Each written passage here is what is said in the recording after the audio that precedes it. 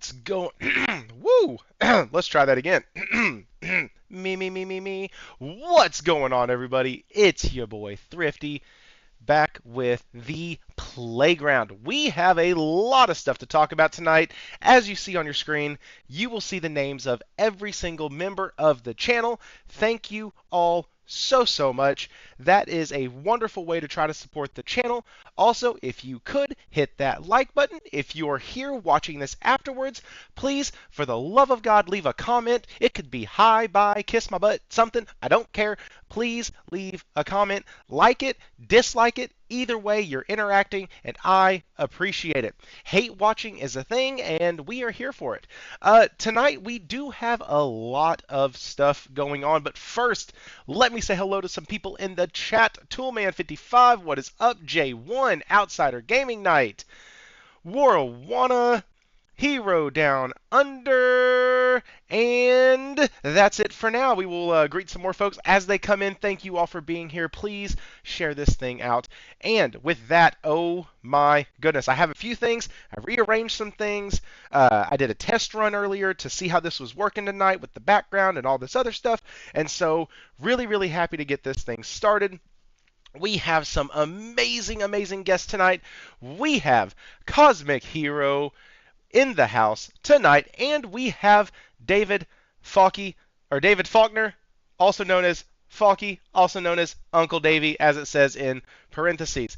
The man, the myth, the financial legend. He is here tonight. Also, he's a gamer too. So this is kind of his world. And so we're going to kind of marry those things tonight, as we always do when we get Falky on here. And so, yeah, let's get over some of the topics, though. We have Shu Yoshida being forced out by good old Jim Ryan, that rat-fink bastard. We're going to see what happened. How did he force him out? Why did he force him out? How did a guy who hadn't been at the company for a year force a guy to leave? I hope we can find the answers to all of these questions. Also, the PlayStation CEO is not forcing live service, supposedly, maybe, possibly. See, the really cool thing is that now that Shuhei's retired, Shuhei speaks a lot. And it's really nice what he does, because we're getting all the questions answered that we've had questions about, and it is great. And we have a lot of people who don't know how to read and don't know how to actually continue on in a paragraph, or not actually listen to what's being said. So we're going to discuss a lot of different things that have been said by Shuhei tonight, and probably for the next few months, weeks. Yeah, it's going to be a lot. It's going to be great. Sony also, speaking of great news, is Sony is getting sued for the PS Store again. So we're going to be talking about that. And then PS financials, God, they're horrible. They are awful. They are just bad. They're so terrible. They're so bad. They're so horrible. And my goodness, no, guys, the fucking financials are amazing. And I'm going to sit here and listen while Falky tells us why they're so amazing. Also, yeah, they're projecting growth this year, like allowing more spending this year. They're projecting more sales this year. So we're gonna kind of see. I want to know what Falky thinks is going on with that. Like, is it just GTA 6, or do they have some bangers coming? Like, what's he think is the thing for that? And then obviously, Sony saves Lost Soul aside, a feel-good article for a feel-good type of show, showing that Sony PlayStation is doing what they have always done. They partner with studios that have great ideas, that have passion for gaming, and they help them bring something to market that they can be proud of, and so can the dev team. And just a really good story, and so we're going to cover that. But without further ado, without any more gilding the lily, I have something up right here in the lower left-hand corner of your screen. It is a Sleeve Monkey logo. That is what we affectionately call our show members. They are Sleeve Monkeys. Once again, thank you so much for being members of this channel. Ooh, Warwana member for 9 months. Great to see Cosmic and Falky back. Gonna be a great one today. Please tell us when your next game review is out. Also, Sony is dead. Colt told me. Yeah, no doubt. Sony is completely toasted, dead, and over, and it's just miserable. So we're gonna we're gonna have to see what's going on and what we can do to kind of shed light on it. So with that all being said, though, let's bring in the guests because they are the ones that y'all are here to actually listen from. It's not me. It never has been. Why is this not working? Here it is. What's going on, guys? How are y'all doing? Hello? Hello? Hello? Hey, Hello? Cosmic. We're here. What's up, We're Cosmic? here. Sorry, it was a Such delay on the mic. it was such a perfect intro. I thought he was just talking to the people watching us. I didn't realize he's chatting to us. Oh my Oh God. shit. Okay, so Faki, what's going on, man? What have you been doing lately within the gaming world? Not a lot. Been very busy with work. Got a bit going on. Been playing a lot of Dave the Diver actually. Getting into that. Got a bit of I've been trying to finish it for ages. It's sort of in my background game. Um, Put Lost Judgment on pause for a little bit. I was playing a fair bit of that a few weeks ago, but just with things getting busy, Dave the Diver's just got that short 20, 30-minute availability to churn through and feel like I'm accomplishing stuff. And yeah, after the state of play and other bits and pieces, which had some more content coming through, it's been scratching a bit of an itch there. So that's the one I've been mainly playing. Heck yeah, man. Heck yeah. And they announce a crossover between Dave the Diver and the Yakuza series? Yes. Yeah. So they've got a crossover with the Yakuza pirate one. That's It looks pretty fantastic. cool. I scratched a few points on that. It looks pretty cool. And they also announced wasn't at the state of play, but they announced recently that they're going off to some other location and got a new content coming through for that. So, and it's had crossovers with Godzilla. It's had a crossover with Dredge. I was playing a fair chunk of that crossover point because I played and loved Dredge. I thought that one was brilliant. And now I've got to go. The DLCs for Dredge. Got to go back and now I've got a desire to go and finish those ones. So. Yeah, it's been pretty good. The problem is there's just so many awesome little indie games coming through.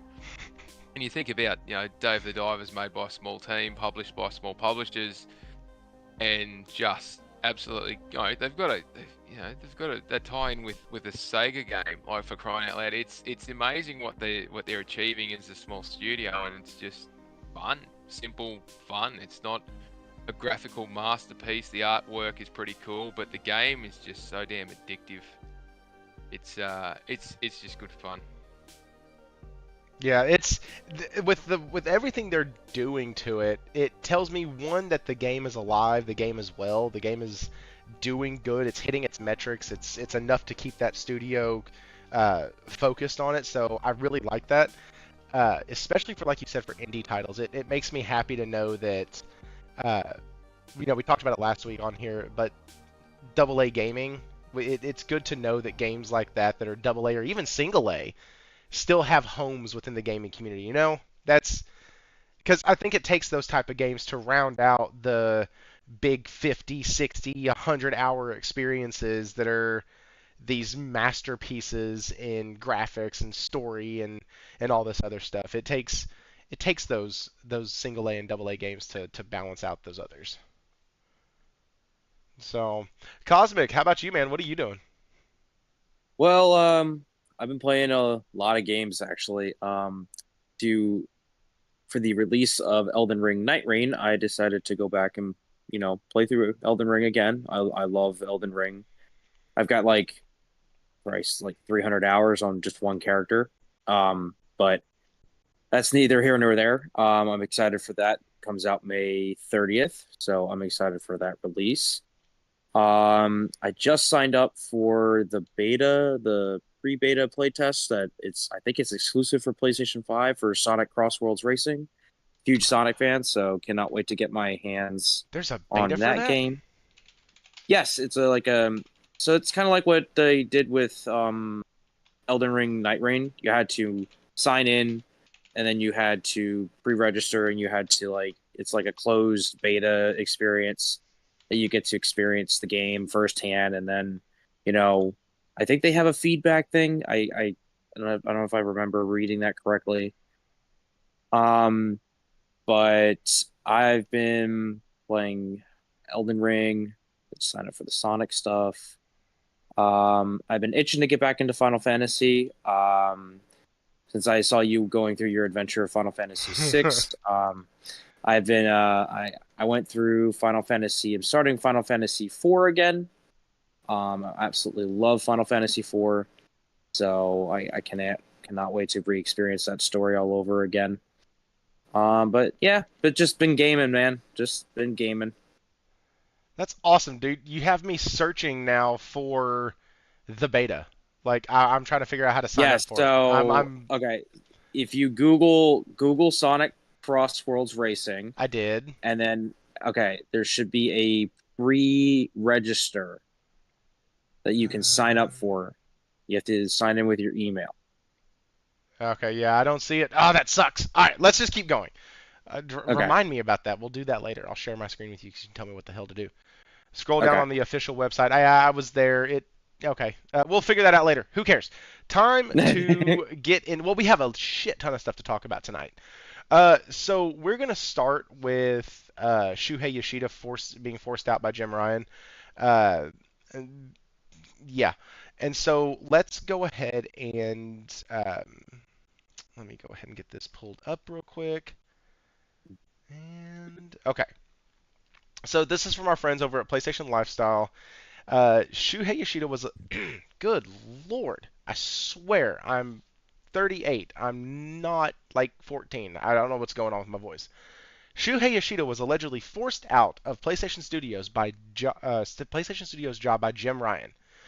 Popular former PlayStation executive Shu Yoshida has claimed that he was forced out to step down from his PlayStation Studios role by the CEO Jim Ryan. Okay, first of all, Zarmina, love you, mean it. He was not forced to step down. He wasn't, but okay.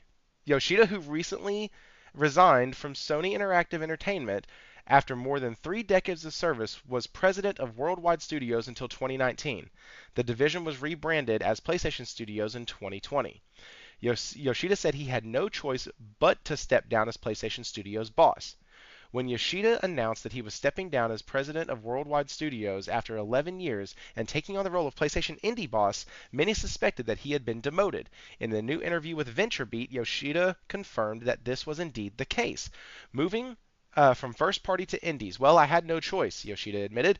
When Jim asked me, that's a big use of the word right there.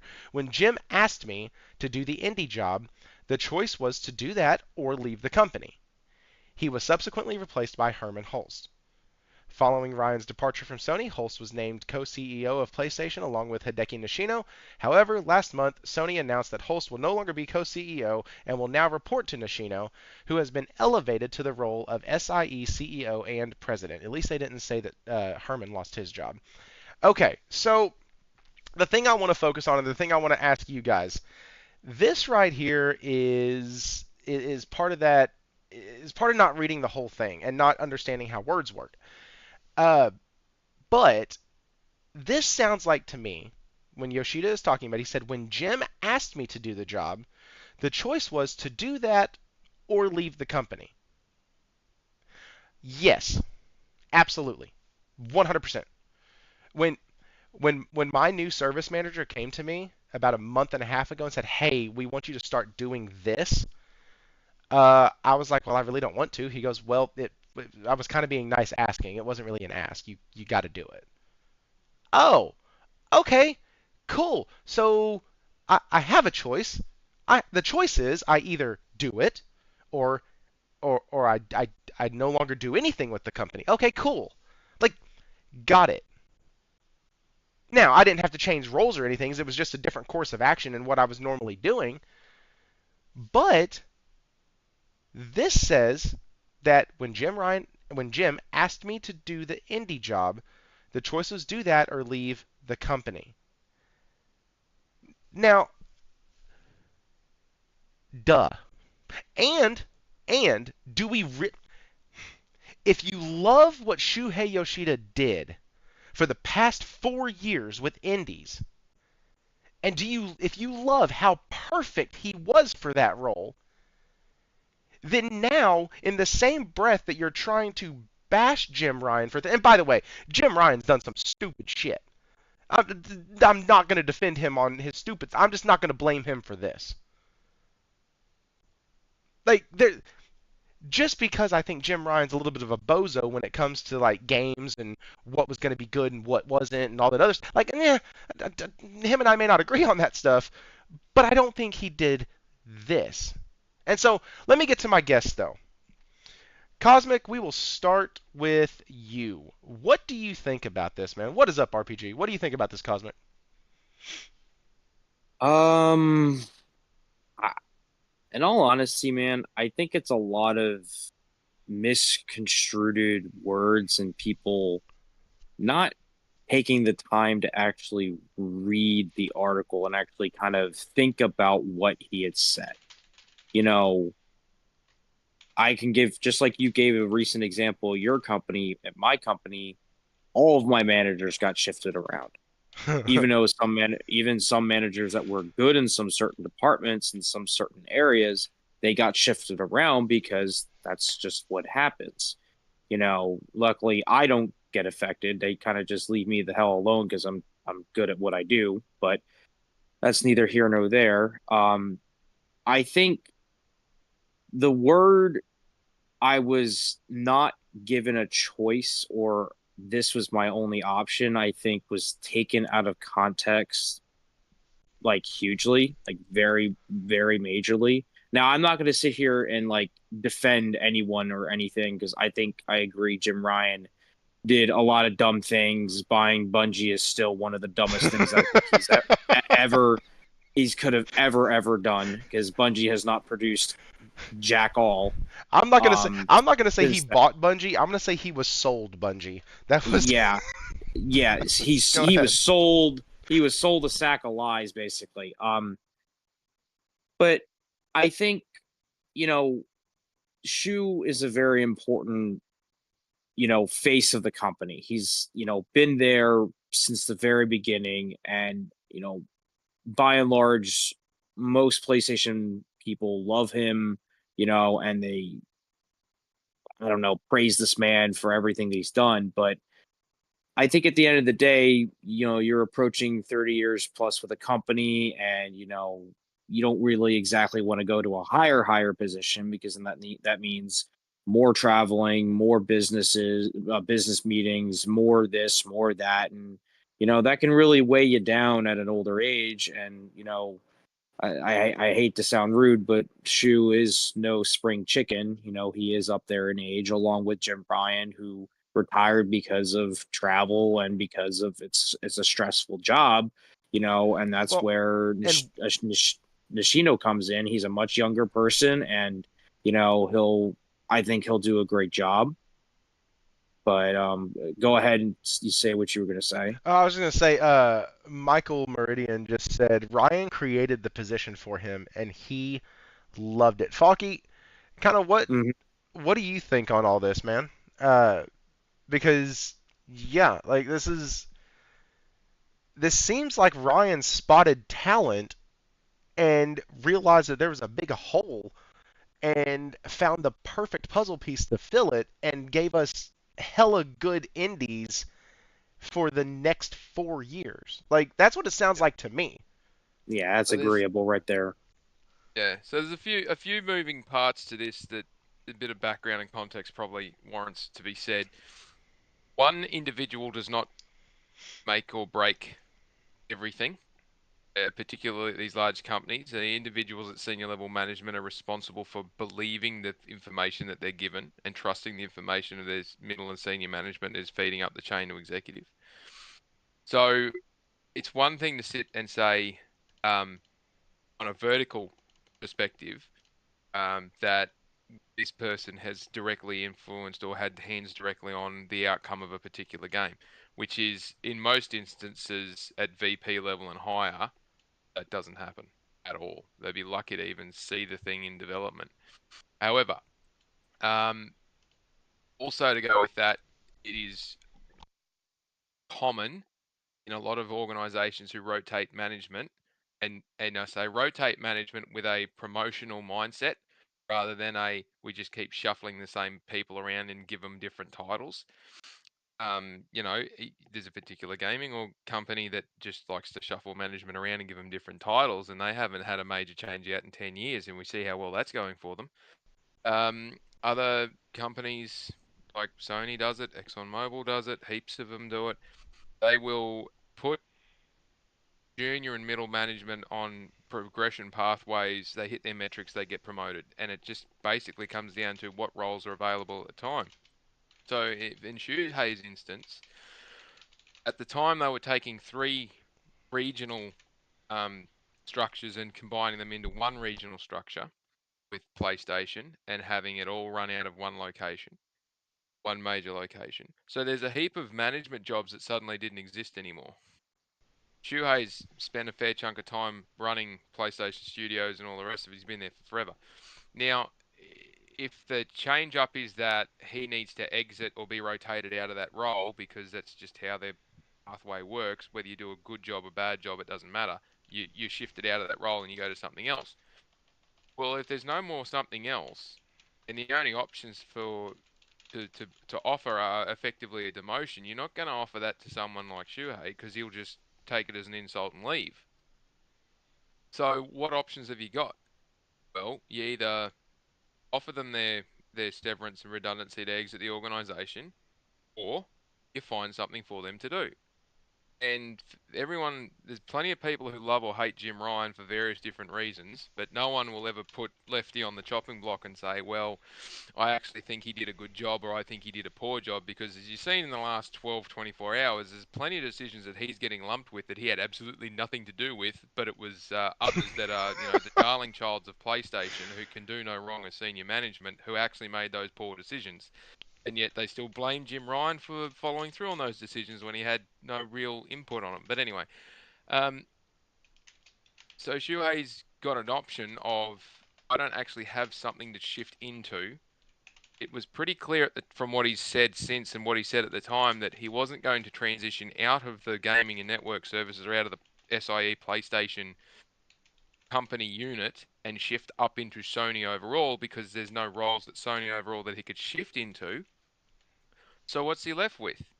Well, he can't stay where he is. He's got to go somewhere else. Jim Ryan's taking a look at this outcome and going, crap, I can't let him go. I don't want to let him go. I'll make a role for him and I'll offer it to him. Now, you find me another CEO in the history of the developed world who took one look at an individual and went, I'm going to throw all the governance requirements and all the corporate paperwork and instructions and policies and everything completely in the bin.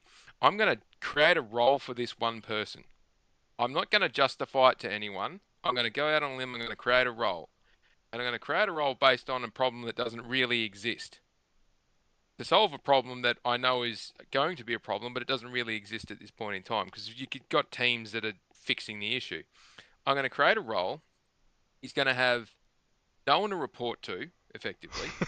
He's going to have no team to look after. He's going to have no budget to worry about. He can go wherever he wants, do whatever he wants, spend whatever money he wants.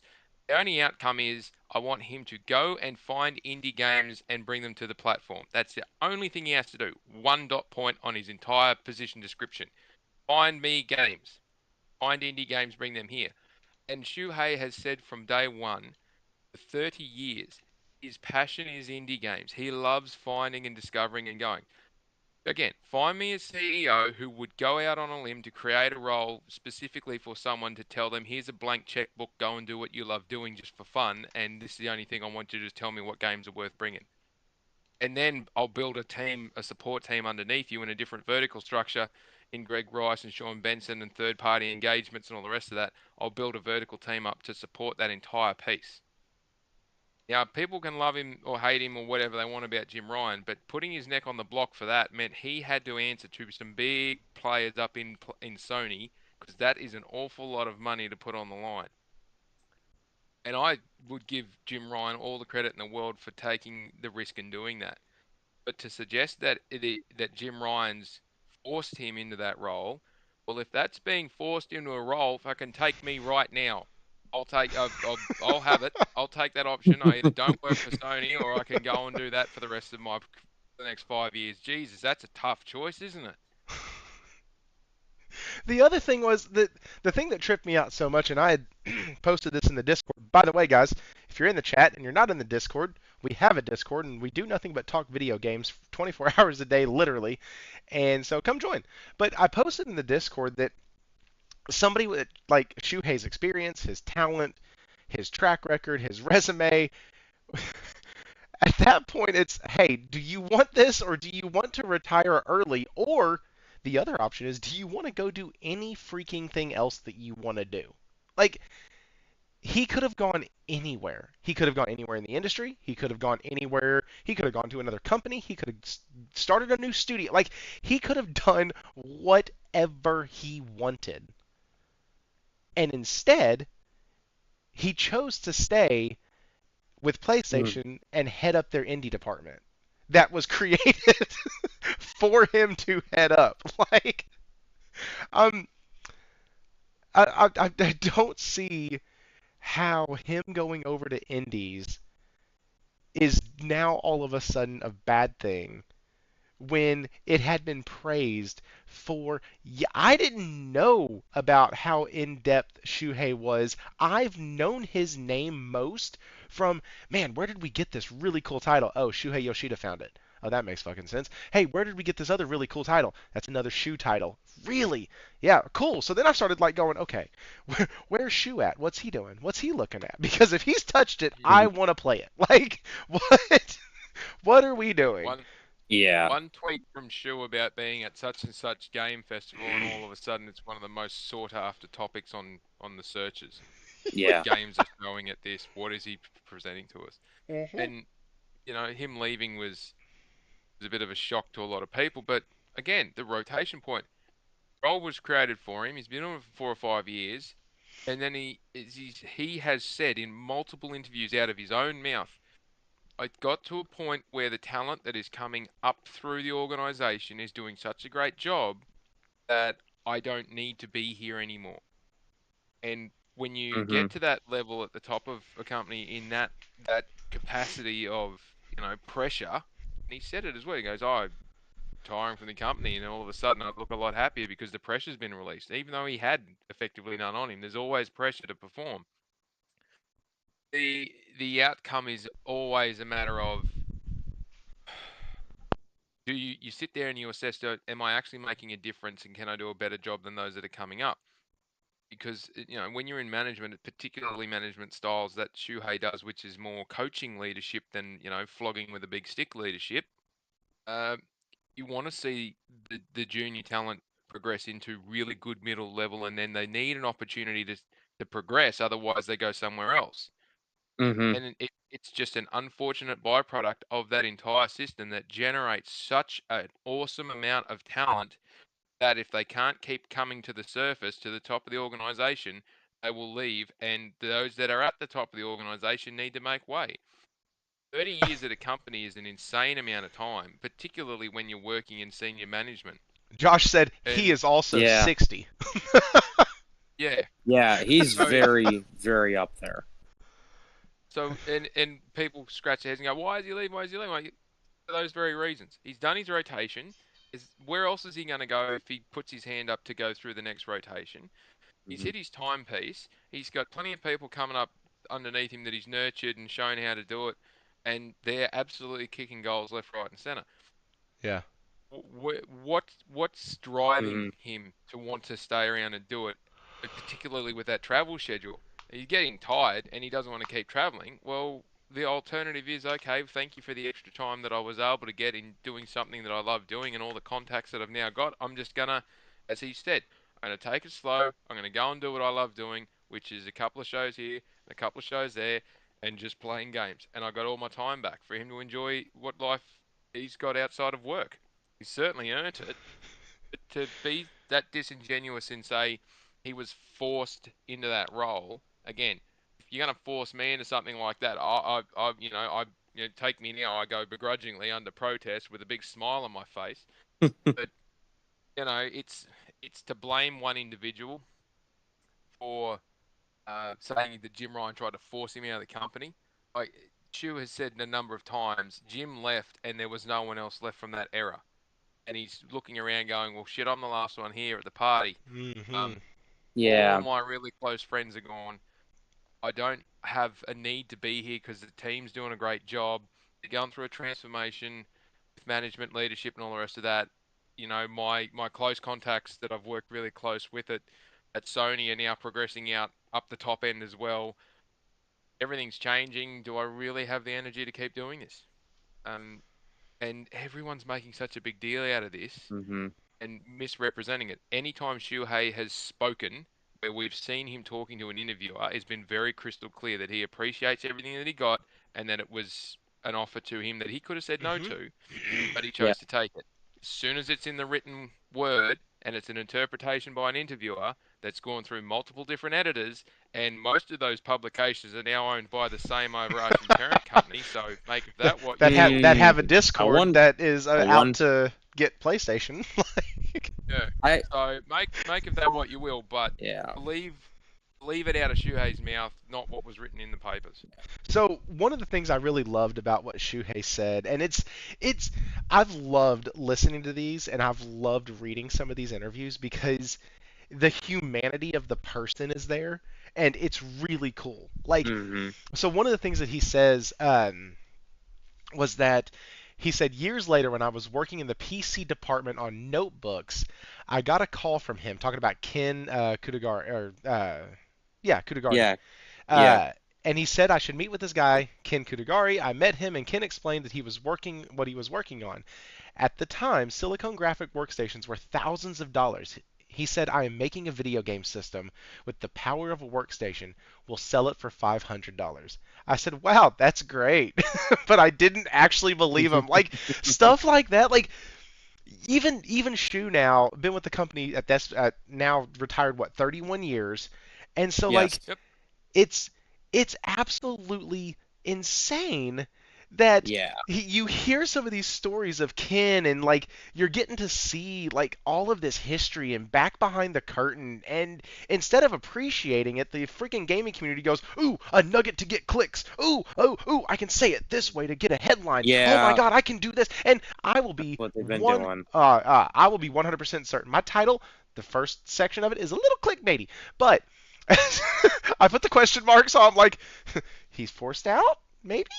But like, Well, I get it, and because yes, I'm trying to get people here. I'm trying to get something catchy in there, so YouTube will throw out the algorithm. But I'm also not going to sit there and straight up bold-faced lie and be like, oh, hey, yeah, he got kicked out. No, no, he didn't. You dent straw for brains journalist. Shut up. Like that's not what happened. I think Thrifty, like, and this also builds off of what Falky was saying, is like, you spend so long at a company and you see all these people coming up. Like, give an example, like Cory Barlog. Cory Barlog didn't direct God of War Ragnarok. He had his underlings direct that game. The same thing with Ted Price. Ted Price left Insomniac Games and he chose 3 people that he had trusted and had probably under his wing had taught them for years on what, to correctly do. It happens.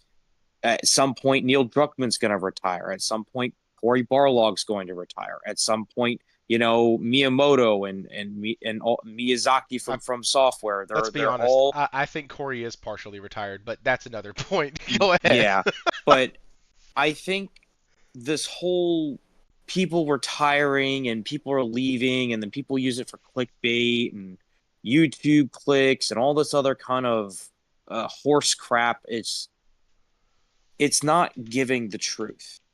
And the truth is that Shuhei Yoshida was not forced out by Jim Ryan. I don't particularly care for Jim Ryan, but I won't throw him under the bus for crap he did not do. The fact that you go out of your way to create a spot for someone of that level, I think goes to show the amount of respect that they had for him. Not only the fact that he's one of the helping founders of PlayStation and what it is as a brand and as a, name and as a gaming console, but to have him go around and find all these indie titles, like biggest example is Stellar Blade. Like, as soon as he went to South Korea, the guy that the main head guy at for Stellar Blade, they ran up to him like crazy to say, "Hey, look at our game! Look at our game! Look at our game! Look at our game!" You know, I think Shu just has such a big impact on the company, and everybody's running around like headless chickens because now they're like, "Oh my God, it's the end of days. It's the sun's gonna explode and you know the water's gonna dry up." And it's like, no, guys, like people come and go, people leave. Like I had one person who just left who worked at my company for 30 freaking years. You know, dude's like in his late 50s, early 60s. He's made his money. He's done what he's wanted to do. He gets to retire and he gets to live his life with his kids. You know, and it is what it is. But at some point, all of these people will retire, and then there'll be all new faces. And then guess what? Those new faces grow up, and then they have underlings, and then they, you know, retire. It's just and a then I'll be continuous dead process. before they retire. It's just Let's not go that far, but heck no. I just Elon's think, gonna you know, find a way to preserve us in like little incubation chambers or some shit. Like that's oh God, No. please, I'm what? please no. I'm half Shu's. Oh, I shouldn't say I'm half. I'm just over half Shuhei's age. I'm ready to retire. Put me in a box now. I'm tired. I just want to stop. I've had enough. Like, imagine doing 30 solid years of just hammering out that high level of performance.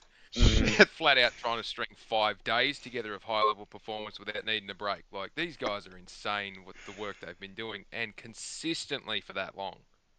yeah. It's Yeah. absolutely nuts. Somebody else that so like I said, we were gonna reference the interviews a lot while we were here tonight because it's so cool seeing all of this stuff. And one of the other stories that was really cool is Mark Cerny was kind of a genius and a very much a go-getter from jump. Like at least with PlayStation. It's really cool. And so I got this from Zuby Tech. He posted it I think today or yesterday. And I just thought it was a really cool story and I wanted to share it with y'all and just get your thoughts on it. So it says former president. Okay, this is Shu Yoshida on Mark Cerny. There's a funny story. I don't know if this has been published before. Talking about PlayStation. See, I love this already because we get like an exclusive. Like, I don't know if this has ever been said before, but this is how it happened. Because we are launching in Japan first, we start to sign licensing contracts with publishers and developers and send out dev kits, but only in Japan. Mark Cerny visited us and asked for a dev kit. I told him no, we were only signing contracts with Japanese developers right now. He said, well, can I become a Japanese developer? I said, sorry, but we have contracts written in Japanese, or we only have contracts written in Japanese. He said, that's no problem, give me one. The next day, he came back with a signature on it. Crystal Dynamics, his U.S. company, became the first company with a dev kit. So, that's cool all in and of itself, is that he got that done, he saw the opportunity, seized it, and got it taken care of. Let's hear how he did it, though. Later on, he told me what he had done. He hadn't consulted with headquarters at all, so nobody at Crystal Dynamics knew that he was doing this. He just signed the deal himself and came back to my office with it. He said that caused problems later, but that's how he got the first dev kit for an American company. Imagine that. That's a very Mark Cerny thing to do. That is, and the amount of rules that he would have broken and to do it is nothing compared to considering him doing that in today's age. He would have been Oh my God. spot the second they found him. But that's the shit that they had to do back then to get ahead, to get a chance at it. Like that's how much they wanted one of those things. And look how far Mark Cerny has brought the PlayStation in terms of hardware. I mean, the man is a literal like tech wizard. Like they're gonna have to like, I don't know, ice him or some shit, or like, I don't know, like try to keep him in a cryo freeze. Like they're gonna need someone. Like he's got to have some people there that know what they're doing because he is just such a tech wizard. And just listening to the, you know, when he did the road to the PS5.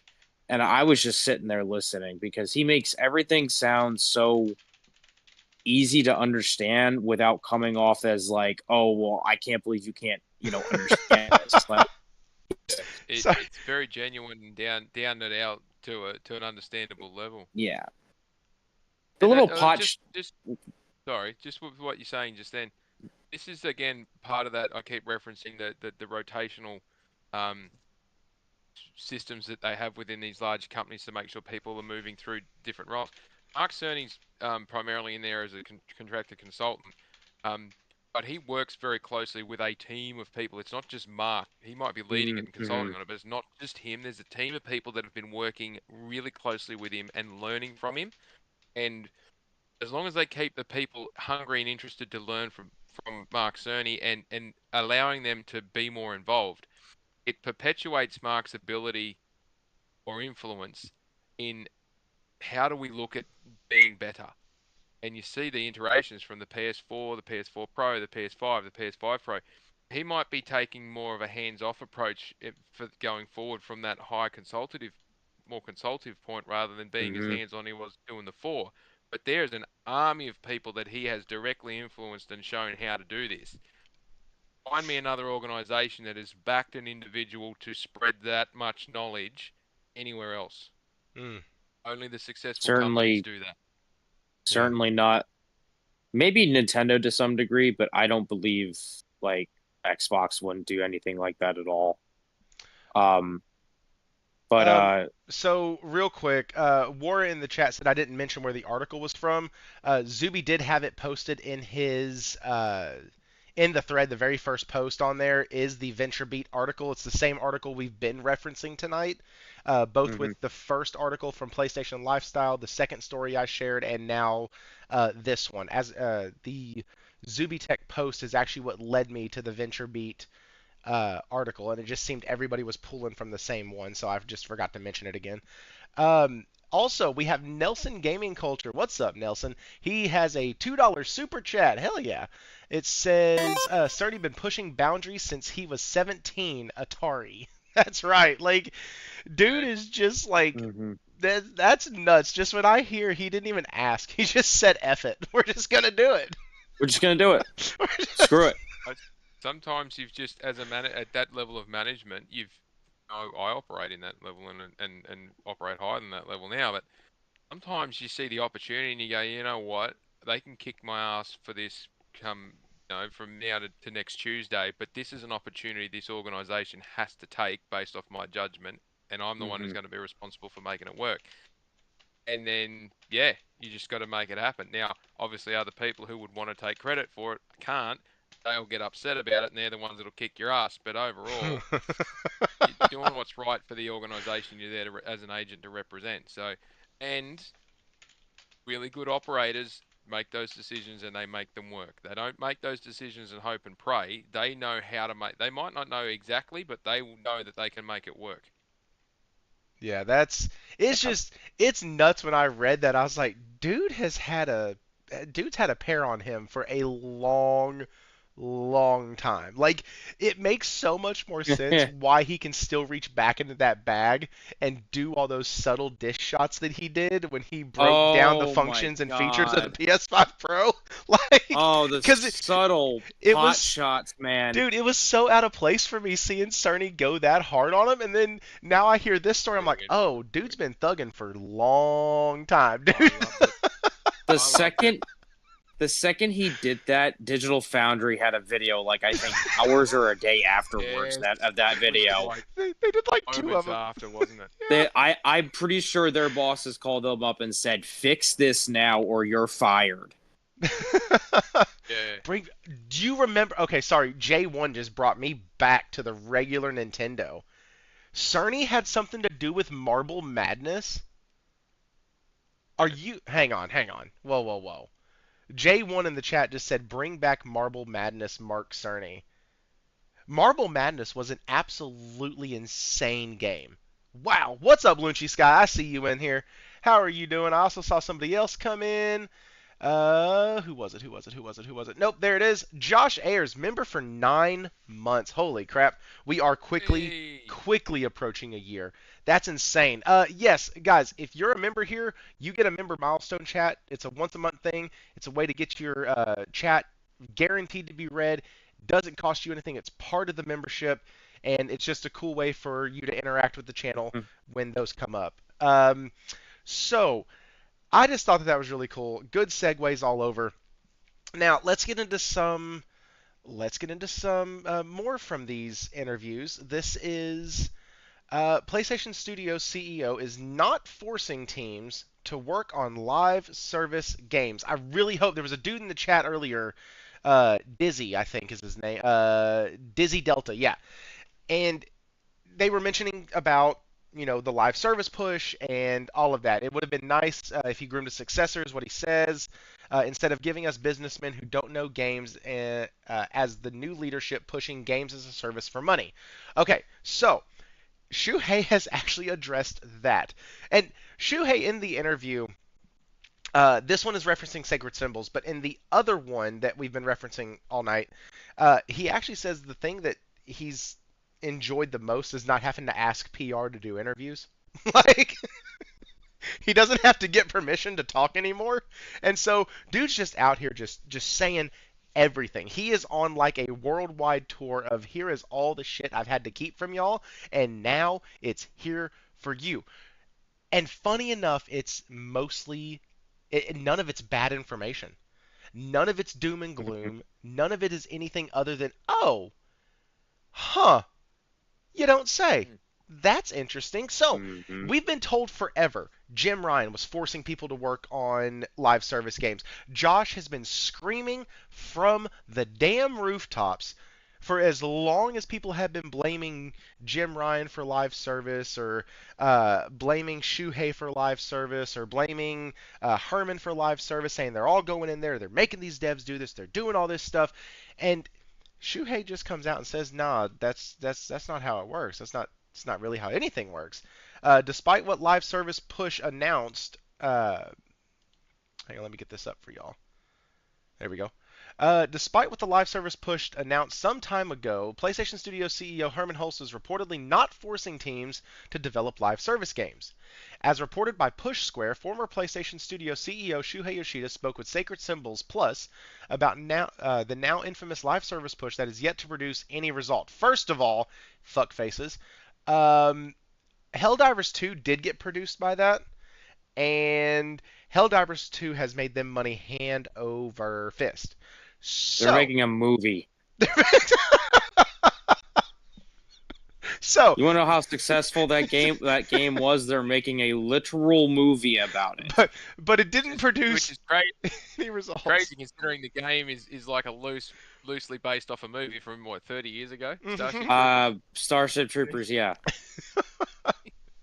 Oh, but it didn't produce any results. So saying that, to his knowledge, first-party studios are not being forced by current CEO Herman Hulst to develop live service games, although the big initiative did in some ways push studios to work on this type of game. According to Yoshida-san, when studios see the company has a big initiative, writing on that initiative gives them a better chance to get a project approved and supported. Among the games that were part of the PlayStation Studios live service push but were eventually canceled was Last of Us Online. During the interview with Sacred Symbols, Shuhei Yoshida confirmed that he had played the game and that it was great. However, the conversation with Bungie, Naughty Dog, here, god dang it, people need to fucking listen.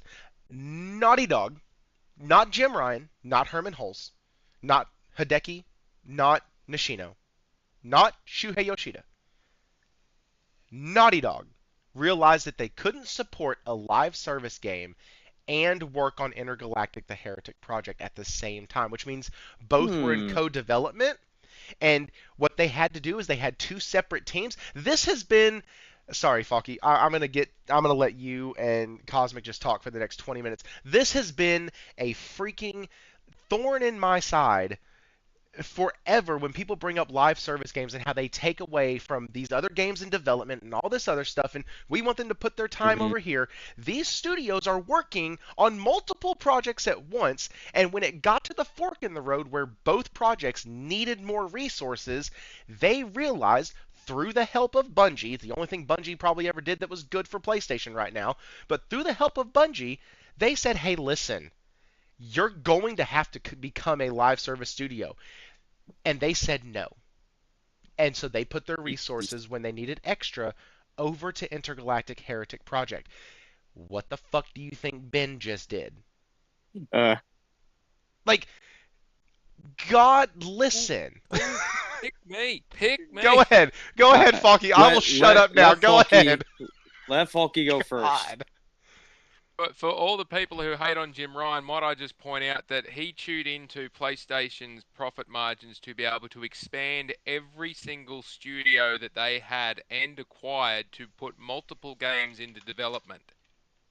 So, without Jim Ryan, they would have been working on that live service game, had produced that live service game with no other games running alongside it because multiple teams wouldn't have existed, and they would have committed to that live service game being kicked out the door and would have killed that Naughty Dog dead in the water by trying to support that thing. Might I just point that out there for those that hate on Jim Ryan? Don't hate everything about the guy. However, I will also point out that without the Bungie involvement and Naughty Dog and others getting to see just how much of a clusterfuck it is trying to run a live service game, again, it might not have been the big payoff that everyone thought it was going to be, but there's multiple moving parts to things that work and don't work. If Bungie had said, yeah, that's great, you're going to spend 1,000 people for the next 5 years to get any return out of this thing, and even then you're going to struggle to make it work, what else is Neil Druckmann going to do? Neil Druckmann doesn't want to tell a live service game. He wants to tell stories. Hence the reason why he's looking at a third season of The Last of Us, and he's looking at another The Last of Us game, and he's got Galactic involvement in that and all this other stuff. He's a storyteller. He doesn't give a rat's ass about running around doing a live service shooting game in a market that's saturated. So again, yeah, it's silver linings in dark cloud sort of stuff. But like, yeah, it's if they're left alone to make their own decisions, and that's the decision they came up with, and Jim Ryan stood there and went, "Yep, yep, no, that's fine, that's fine. I will support your decision to make on this." And then that's how it got up to his level, or with Connie Booth's level, who said, "Yeah, no, that's fine. I'll report that up the chain that we're going to can this one and we're going to shift this stuff around because that's her level of decision making." It's Angie Smets now, I think, is in charge of it.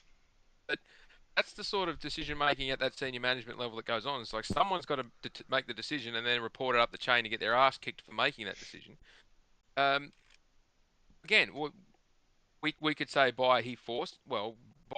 we could say by omission of him not intervening, we've got X, Y, Z going on. Someone might be upset about him not forcing Naughty Dog to make that game and put it out to the market. But you could have an argument either way on it. But without Jim, none of those studios were expanding to 2.5 teams. They would have all been stuck at one team, one game, 5 years every development cycle. Except for Insomniac, who came prepared to do 3-year development cycles because they reuse their assets like crazy. Yeah. Those guys are quick on the draw. Well, when you cut out so much time because you're reusing assets and just upscaling them into the new version of the engine, we'll pull 2 years out of development easy. Because it didn't take them 3 years to make the first Spider-Man game. That thing took 6. And then they were able to just reuse and reskin and reset. The Ratchet and Clank games have been reskinned planets, reskinned levels, reskinned characters. And I'm not saying it's a bad thing. It means we get sequels and new games in a series out really quickly. But there's 12 or 14 Ratchet and Clank games. The thing's only been around for 20 years. And they sell. I mean, that's a formula that works, but you can't expect Naughty Dog to spit out those highly polished things that take 5 or 6 years to build, and then run a live service game that needs 1,000 people to support it. And again, while we're on that subject with Bungie, running Destiny 2, it was sucking the life out of that company, and they run out of cash, and the people who owned it didn't want to kick any more in. They needed funding, but at the same time, if Sony hadn't have bought them, or bought into them in that amazing deal that they managed to get sorted out for it, Bungie could have collapsed, and then PlayStation loses one of its larger live service games that pumps a shitload of money into it. So, 6 of one, half a dozen of the other. Sony did the deal, bit down on their tongue for 18 months, and Bungie stuffed up when they released a DLC that went nowhere, and so they got to kick the shit out of everyone, and off they went. Anyway, I've got to jump off for about 20 minutes, guys. I'll come back shortly. All right. Okay. So basically, yeah, I've it's so Nate and I are having a chat over here in the chat, and yes, I absolutely agree that Bungie is probably the worst purchase that I think PlayStation has made, and I think that's even in, including Firewalker, Fire Sprite, whichever Fire team just got fired for doing Concord. Like, Hmm. I I think that Bungie, just because of the sheer price of it, is the absolute worst decision Sony has made. Uh, Hmm. and I think the only thing that Bungie got right was looking at Naughty Dog and going, "Hey, listen, great game, wonderful game, but this thing is going to take time. It's going to take a team. It's going to take upkeep."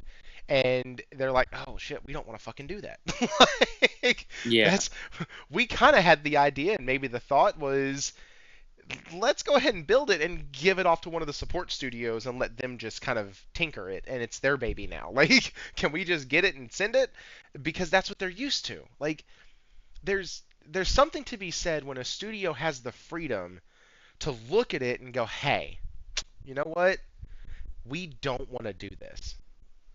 Because what that gives them is that gives them the ability to not give us a Redfall where the I was team is just about to bring that up. right, like, because it's literally the exact same scenario. If Neil keeps the team going and says no, we're gonna keep doing it, and the team's like, but we don't want to fucking do this. Like, we see what y'all are working on down a couple doors, and it looks fucking cool as shit. That's our bread and butter. That's where we want to be. And if Hmm. you start forcing them to make these titles, to make these live service things, then honestly, what you end up forcing somebody to do is essentially what they don't want to do. And then you're left in a position of, once again, Redfall. And Yeah. nobody wants that shit. No, nobody Oh wants no. that.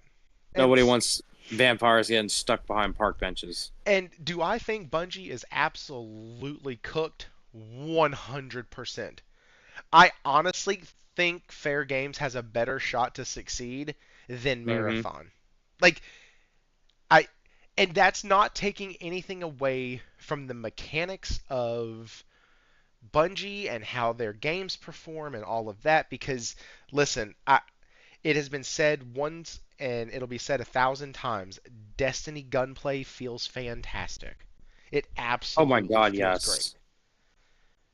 But it also has, like, Bungie has also screwed up the goodwill that that community has. Like, somebody posted, or Nate posted, that they've lost 60% of their player base, or 40% of their player base. Like, that's a lot. And so, I mean, people are leaving your company, people are leaving your game. They don't really like what you've done. They don't like the updates. So what makes you think that once you release this other game made by the same people who made the game that you don't like, what makes you think that people are going to come back to your new game? It doesn't happen. Why the hell do Mhm. we? Why do people think that Cyberpunk devs, Witcher 3, Cyberpunk, good lord, CD Projekt Red. Why do people think that they busted their ass so much to get Cyberpunk to a playable and wonderful state? Why? It's because they knew they had other shit in the pipe. And if they completely just disregard the level of fuckery that was the release of Cyberpunk 2077, that hurts good faith with their loyal crowd when Witcher 4 comes out. Are you gonna buy it? No, I'm probably gonna wait. I want to see how it runs, how it performs. I want to see how it does because Hmm. I can't trust them to do it. But I don't know. It's it's something to be said about these studios and what they've gone through and what they do when they make their choices, and that's why I really like some of these. One is the extraction shooter, which market is heavily saturated, and the game that invented the genre just failed. Yeah. Yeah. Bungie. Unfortunately, Bungie is not the Bungie of Destiny 1 or hell, even the original Halos. But you know, I fully 100% believe that Bungie will collapse on itself and Sony will be there to absorb the rest of the assets like a sponge. Yeah. To me, I think, the CEO basically taking that money that was supposed to be meant for employee retention and then going on a spending spree of classic cars that will probably sit in a garage forever. And then you have your own Bungie employees going on tirades about being, falsely fired and everything, and then they just release documents that, oh yeah, you were a bad employee, you were fired for a reason. It's a mess. Bungie's a mess, and I think Sony managing to create a couple of new studios with these developers and giving them a second chance is good. But at the same time, if there's one blunder that I will give Jim Ryan, definitely it is the Bungie deal, because I feel as though that this has produced nothing, and it has basically resulted in more people leaving, more people becoming less interested, and there are other games out there. If you like extraction shooters or looter shooters or any of those kind of games, there are games out there that people will play over this. Well, sure. And how Bungie fixes its problems, I think, just fully envelop itself with PlayStation. Just become a PlayStation studio. Don't become a subsidiary like that, because right now they're still a subsidiary of PlayStation, of Sony. Right, Interactive they're owned by Entertainment. Sony. They're not part of PlayStation Studios. No, they should. At this point, they need guidance and they need people to, be there to manage them to a certain degree, so that they're not caught up, with so many different things that they don't even know where to look.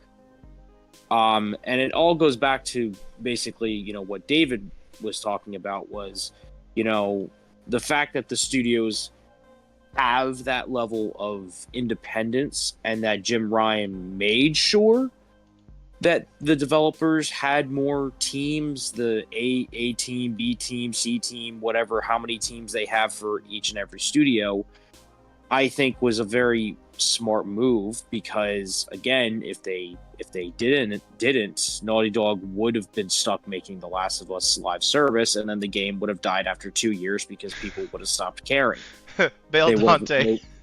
Sorry, these guys are interacting with you. So Bel Dante said it's not like Sony was even in the realm of being able to buy Activision for COD. JC 2013 said strongly disagree, but I guess time will tell. Hero said I agree with Cosmic. Hero then also said being a full PlayStation studio is the only solution, but I think Bungie will die in a year. I think they will end up being shut down if Marathon fails. And then JC said Sony knew and planned for this to happen. I'm almost positive. So JC earlier when you were talking, he had said, I truly believe that Sony paid that much knowing they would be taking control eventually. Dang, I should stop reading all the chats and everything. Like, I should do the whole thing where only if it's super chatted. No, I'm just kidding. Yeah. I can't do that to myself.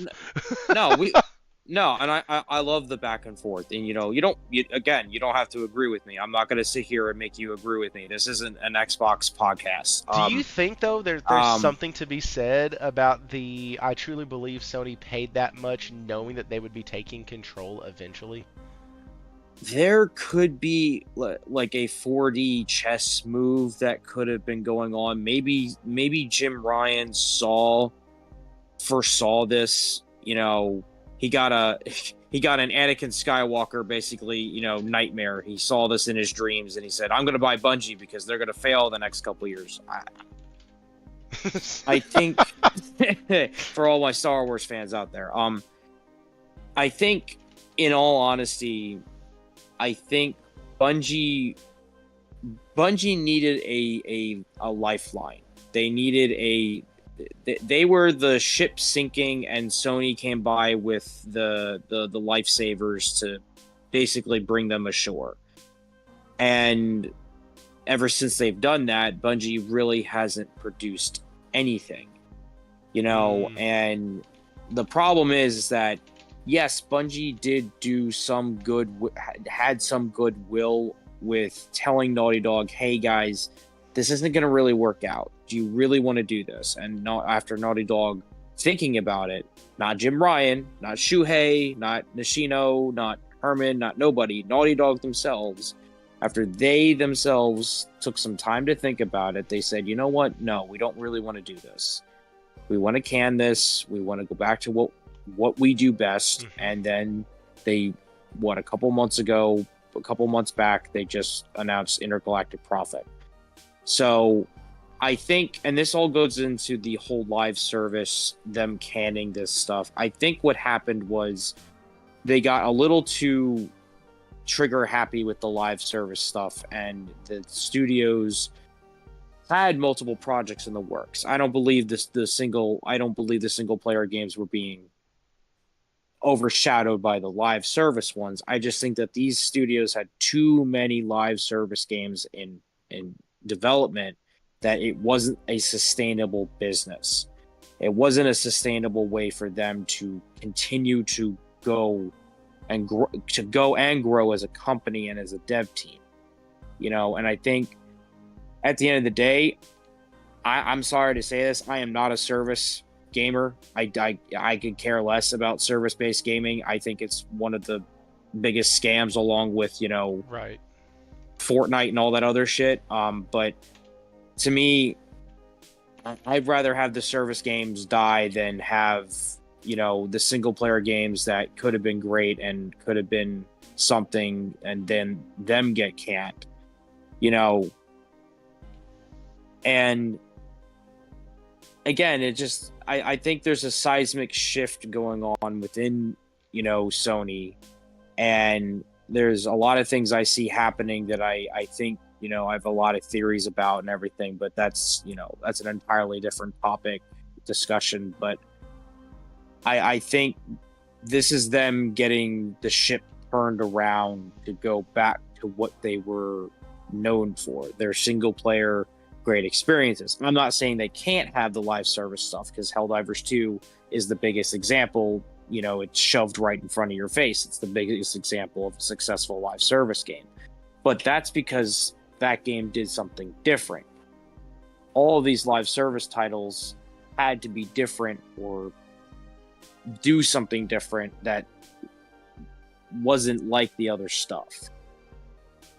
And you can't put a game out in an oversaturated market and just expect it to work well. Like, hell, even with Marvel's Rivals right now and how successful that game is, they just laid off a whole shit ton of people. It's a tough market for live service and for service-based gaming, and if you're not prepared to, fight in that market, you're gonna get, stampede on. You're gonna get stampeded. You're gonna get ran over. It's just as simple as that. So I think Sony having the foresight and saying, you know what, let's take a step back. Let's reevaluate a few things. Let's rethink a couple things. And let's really think about if we really want to do this. And then them canning those games, I think, is a clear sign that I think maybe this is just they've made their decision and this is where they're going. Yeah, and some of the stuff that's being said in the chat, Josh said, no, it's not trigger happy. They were worried about COD being, so it's not trigger happy. They were worried about being COD taken away, so they wanted to saturate the market and try to steal COD players in anything. Mm-hmm. Which that I agree with. That I agree with. Hey, if COD's taken away, we need some sort of continual revenue stream, and the next best thing that was available was Destiny. Like, that's it. And then Josh also said, also remember live service games had their own section of the budget, so if a studio is doing a single player and live service, they can get more money for the studio, which that's when I kind of chuckled, because I read that and I was like, damn, that's true. And so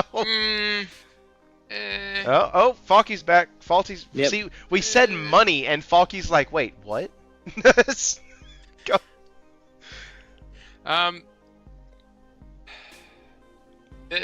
I'm listening.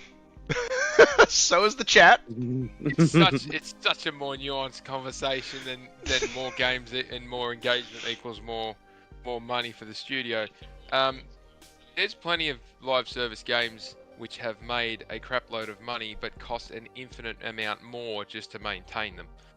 And you need to have the development cycle to pump out the content at regular intervals to continue that. Yeah, the intention of the shift to live service or the push into live service is I don't necessarily think Sony did it the right way. They had plenty of opportunities to do it with IP that was either existing, dormant, or new, but to put the focus to push into the shooter genre for all of them except for one game is pretty silly. But anyway, supposedly smarter heads than me made those decisions. But if you're going to have 400 or 500 people tied up with just making the game operate, and then you need another 300 or 400 people to run the studio to do the other games, you're expecting that the live service is going to provide enough to support a 1,000-person studio, or thereabouts in a 1,000-person studio as you're going. It doesn't take the reliance off that single person or the single player 4 or 5 year cycle game to perform. If you reduce the reliance on the live service game in offsetting that ongoing cost, then that single player game has to be an absolute cracker, and you can't afford at all for it to fail or the whole studio fails. That's the challenge there. So where you get these studios that only have one live service game that can get it to work really well, that are dedicated to producing content for it, that's great. But that's their sole focus, and they will constantly be dragging people off other projects into making that game work if it's in a live service plus single player development cycle game, studio rather. So I understand what the cash generation desire is, but the trade-off is that the margins would be much thinner and the risk doesn't necessarily disappear. So one of the things that... So you don't think they get... that they... Like you said, it's more nuanced. I'm going to ask you a yes or no question, and you're going to respond with a larger answer. So... So you've spoken to me before, haven't you? Well, no, I've asked really dumb questions before, knowing that they're not able to be answered in a short way. And so I try to catch myself before I ask stupid questions. Because anybody who says there's no stupid questions, you don't have children. Please, there are dumb questions. I promise. But, and so sometimes I feel like that child that's asking a question going, hey, can you explain this? Because I don't get it. But, so it does make sense, though. Hey, if I have a studio and I'm like, hey, I got 2 teams, and Sony has this initiative. And I understand what Shuhei is saying when he's like, hey, listen, if you want more money for your studio and you want your project to get funded and backed, hey, go ahead and jump on the initiative. And so they did that. And now they're sitting in a position where it's after all of this. They just saw Games as a Service crash. They just saw interest go downhill for so many others. It's not just, and that's what people I think forget a lot of times. When you look at Games as a Service, I think there were 5 or 10 big ones that came out over the past few years. And I think 8 of them, and I say big ones, there was one by Ubisoft, I think. There was another one that came out. X-Defiant, thank you. X-Defiant, yeah. That's one that shut down. Babylon's Fall shut down, which, okay. There's been more that have gone by the wayside because of this live service push. And what's really interesting is that some of these companies that have done a live service game or another live service game have done successful ones before in the past. Like Square Enix with Babylon's Fall. They know how to do a live service game. They have Final Fantasy XIV, which is an immensely popular live service game. It's getting its own commander deck in Magic the Gathering, and I'm so excited. But like, I had to plug that. They know how to do it. But anyways, so like, it makes sense why now that all the craze has kind of passed and your few heavy hitters have settled in, does Sony want to make money, or does Sony want to keep taking risk in something that doesn't look promising? And do the developers want to sit and get shit on for the next 2 years while their game is in development at every state of play, at every this and every that, getting their trailers and stuff picked apart because it's live service, so already we hate you. And by we, I mean the gamers who are terminally online all the freaking time.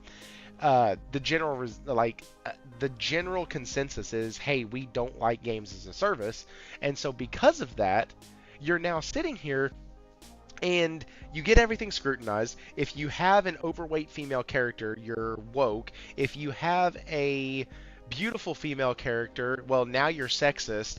If you have a black person, you're trying to like cater to this but Lord Jesus, if you give me a single player game, or if you give me an RPG with a person dressed up as a cat with a tail and has 5 different arms, we're like, fuck yes, inclusion, sweet. But like, if you give me somebody who looks like another person that I might see on every day, like, these games get scrutinized to such a heavy degree. Do both of y'all remember when, what was it? Marvel Avengers. You remember that when that game came out, people didn't gripe much about the gameplay. They didn't gripe much about the graphics. The biggest hang-up was that the characters looked like ass, and they didn't look like their Marvel counterparts in the MCU because the studio didn't want to pay the licensing fee and the fee to use those actors' faces and likenesses and all of that. Like, that type of shit matters. Like, why do you think Marvel Rivals has done so freaking well? Because I can play it and every character I can damn near find the outfit in a comic. I can find the way they look in a comic. There have been times where Wolverine has been drawn the way that he is, or in the same sort of likeness that he's been drawn here in Marvel Rivals. Same with Spider-Man, same with the Fantastic Four. Like, we recognize the character, so the gameplay being solid and recognizable characters that don't give anybody anything to really shit on, it's going to do well, because the only thing you can say is it's a great game, it's not for me, or it's a great game and it is for me. You can't leave out the first half of that, though. And these studios, I think several of them have dodged bullets. I think several of them, I'm glad that they're getting back to what they're comfortable with. Okay, predict TGA Game of the Year noms for 26 shit. in month 2. Yes, let me go ahead and do that. No. No. Something that you touched on is part of that. The comments you were just making. Something that gets overlooked a lot here is, like, the reports coming through from the Shuhei interviews and all that is, we've got initiatives, if you want extra money for your studios and resourcing and all the rest of it, sign up to these and show us your plan. What gets glossed over so much, and I've made mention of this frequently recently because of this, is it did not exclude, in none of these live service games of service, whatever, they did not exclude the studios, the first party studios, from the QA requirements. They wanted to get the game out the door. They still had to hit the internal QA requirements that PlayStation just expects. And all the games that released hit the QA requirements, with Concord probably being the exception, because mechanically, gameplay-wise, graphics-wise, hit all the markers it needed to. It just failed to land with the audience for various different reasons. But technically, a very solid game. And they can take things out of that, reskin it, send it somewhere else, do something with it. Happy days. It's in an engine that's transferable. But the second party one being Helldivers. That thing launched. It's great fun. It sold a crap load of copies, but it's not like it went without issues. And it's had some technical issues, and it's had some server issues, and it's had a lot of things that PlayStation has learnt from that Bungie never taught them. And now they've got a couple of games left that have managed to get past the QA playtests to get into the final stages of production. But all the ones that are knocked on the head that we're aware of, apart from the Naughty Dog one where the studio chose to not proceed, Right. even though pretty much everybody who works for PlayStation has played that game, so obviously it works, and they've got a server sitting somewhere for them to play it, and it still gets played. You see people talking about it now. But it's not going to get released because they don't have the manpower, the desire, or the will to back it once it's released to the public. But that's sitting there on the simmer. But all the rest of them, most of the ones failed at the first playtest. And what is something that Shuhei has repeatedly said time and time and time and time and time again? If it doesn't play, and Mark Cerny said the same thing time and time and time again. If it doesn't shift the needle at the first playtest, cancel it and move to the next thing. If at any playtest this game is not going to be considered shifting the needle or better than something that's in the market, can it and move to the next idea. Or seriously think about taking it back to start again if the fundamental idea is good but the execution has been poor, circa God of War 2018. Very few games get to go back to square one. But that's the level of quality assurance that internal studios have applied to them. 8 out of 10 games that get put through pre-production fail the first playtest and get cancelled. 8 out of 10 games in PlayStation first-party studios get cancelled by the first playtest. That doesn't matter what they are. And of the 2 out of 10 that actually make it past the first playtest, more than 60% of them fail to get through to final end of production. PlayStation kill over 90% of the games that come up as an idea and get off the drawing board because they do not meet the high level of QA they're expected to make. That's always an ever-evolving point now because they factor in consumer sentiment more than they used to. But it doesn't diminish from the other points. Except for one that we're aware of, and I would say it's the only one that anyone's ever going to be aware of, being the Naughty Dog game. All the rest of them just failed to meet those standards. So you can say, oh, they've abandoned that live service push. Well, if the game wasn't up to the quality we expect out of PlayStation, good. Shoot the things in the back of the head, put them to bed, and start on something else. But it doesn't mean that it was a failed push, because they at least tried, and all the studios that were working on these internally got all that additional resourcing and all that additional funding. Yes, they've had to lay off some people because the projects don't continue. But that would have happened regardless, be it live service or single-player game. What matters is they held their quality standards. They didn't drop the quality standards in this attempt to try and push for the live service dollar. Whereas EA and Ubisoft and a heap of the other publishers have sacrificed their quality standards in an attempt to make sure they get things out the door for live service. And it shows. It shows very much. So, again, slag Jim Ryan all you like about that push. Credit to the man for not dropping the standards or directing the standards be dropped just to get things out the door. Yeah, and so here's, speaking of that, Shuhei Yoshida, shout out to Genki, he just posted this thing at 9:57 my time, which was 17 minutes ago. No, who cares? 14 minutes ago. Shuhei Yoshida says he really appreciated Jim Ryan for setting up the indie role for him and helping him with it after he left the first party role. I got a lot of comments on Twitter today after Dean Takahashi's article came out that said, or that Jim was bad. I don't really think that badly of Jim. If anything, I really appreciate how he helped me to do the indie job and supported for the last 5 years for the whole company to focus on that. I swear. Show me a CEO who would put Lefty on the chopping block to do that. I swear that Takahashi guy, Sony must have, I don't know, slapped his mother or some shit, because all he does every single day is talk negative about PlayStation and about a lot of other Japanese studios. I'm like, dude, are you for freaking real?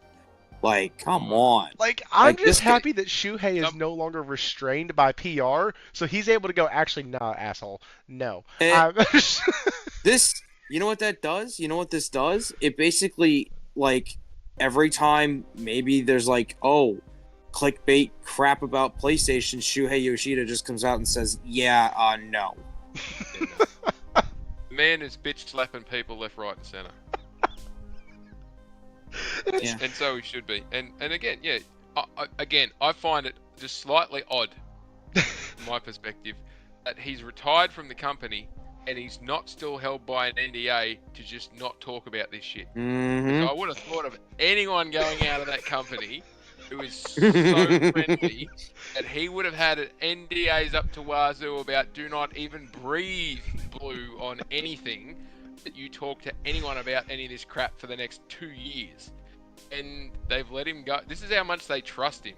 Yeah. Walked out the door and nothing is off limits, but they trust him to not slag the company. And again, if Jim Ryan had have forced him out, or he'd have been forced out, or whatever it was, or Jim's done this and that, who do you think the first thing he'd be mad at would be?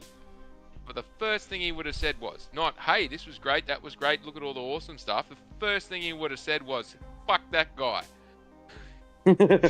Exactly.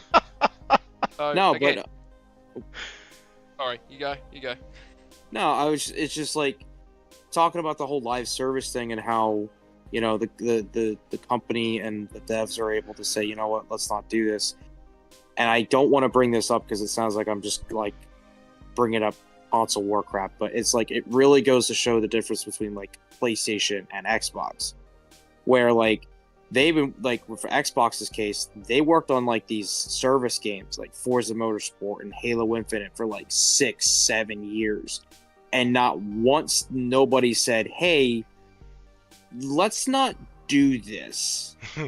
But yet Microsoft proceeded to tell them, no, you're going to continue to do it whether you like it or not. And I really think it just goes to show this just its quality standards. Well, and Xbox sounded like whenever Phil Spencer came out and talked about the studios, especially around the time of Redfall, like, no, we just want the studios to have freedom to be creative. We don't like to impede on their creative process. And I'm like, okay, that's really cool. That's awesome. They're letting them try stuff new. But then the new shit these studios are trying is either just their same old shit reskinned or absolute shit that they don't want to work on. They've told you they don't want to work on it. And now you're trying to make it sound like, no, we give them freedom to do whatever. No, you actually don't. So, like, you are actually, it sounds like you're pretty controlling when push comes to shove, and it sounds like PlayStation actually let Neil Druckmann go, hey, you know what, we're not doing this.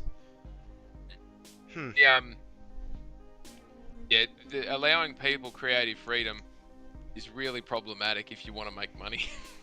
I'm sorry, I don't mean to sound harsh about it, but it doesn't matter what industry it is. If you've got someone who's extremely creative and expressive and likes to, you know, do that sort of stuff, money or value is a foreign concept to them. It really is, because their only focus is on best outcome for what their vision is, or their quality, like the quality even suffers because it's just, this is exactly how I see it, and I'm not focused on the rest of it. I just want to get my creative vision realized, and they will come hell or high water, they'll try to get there.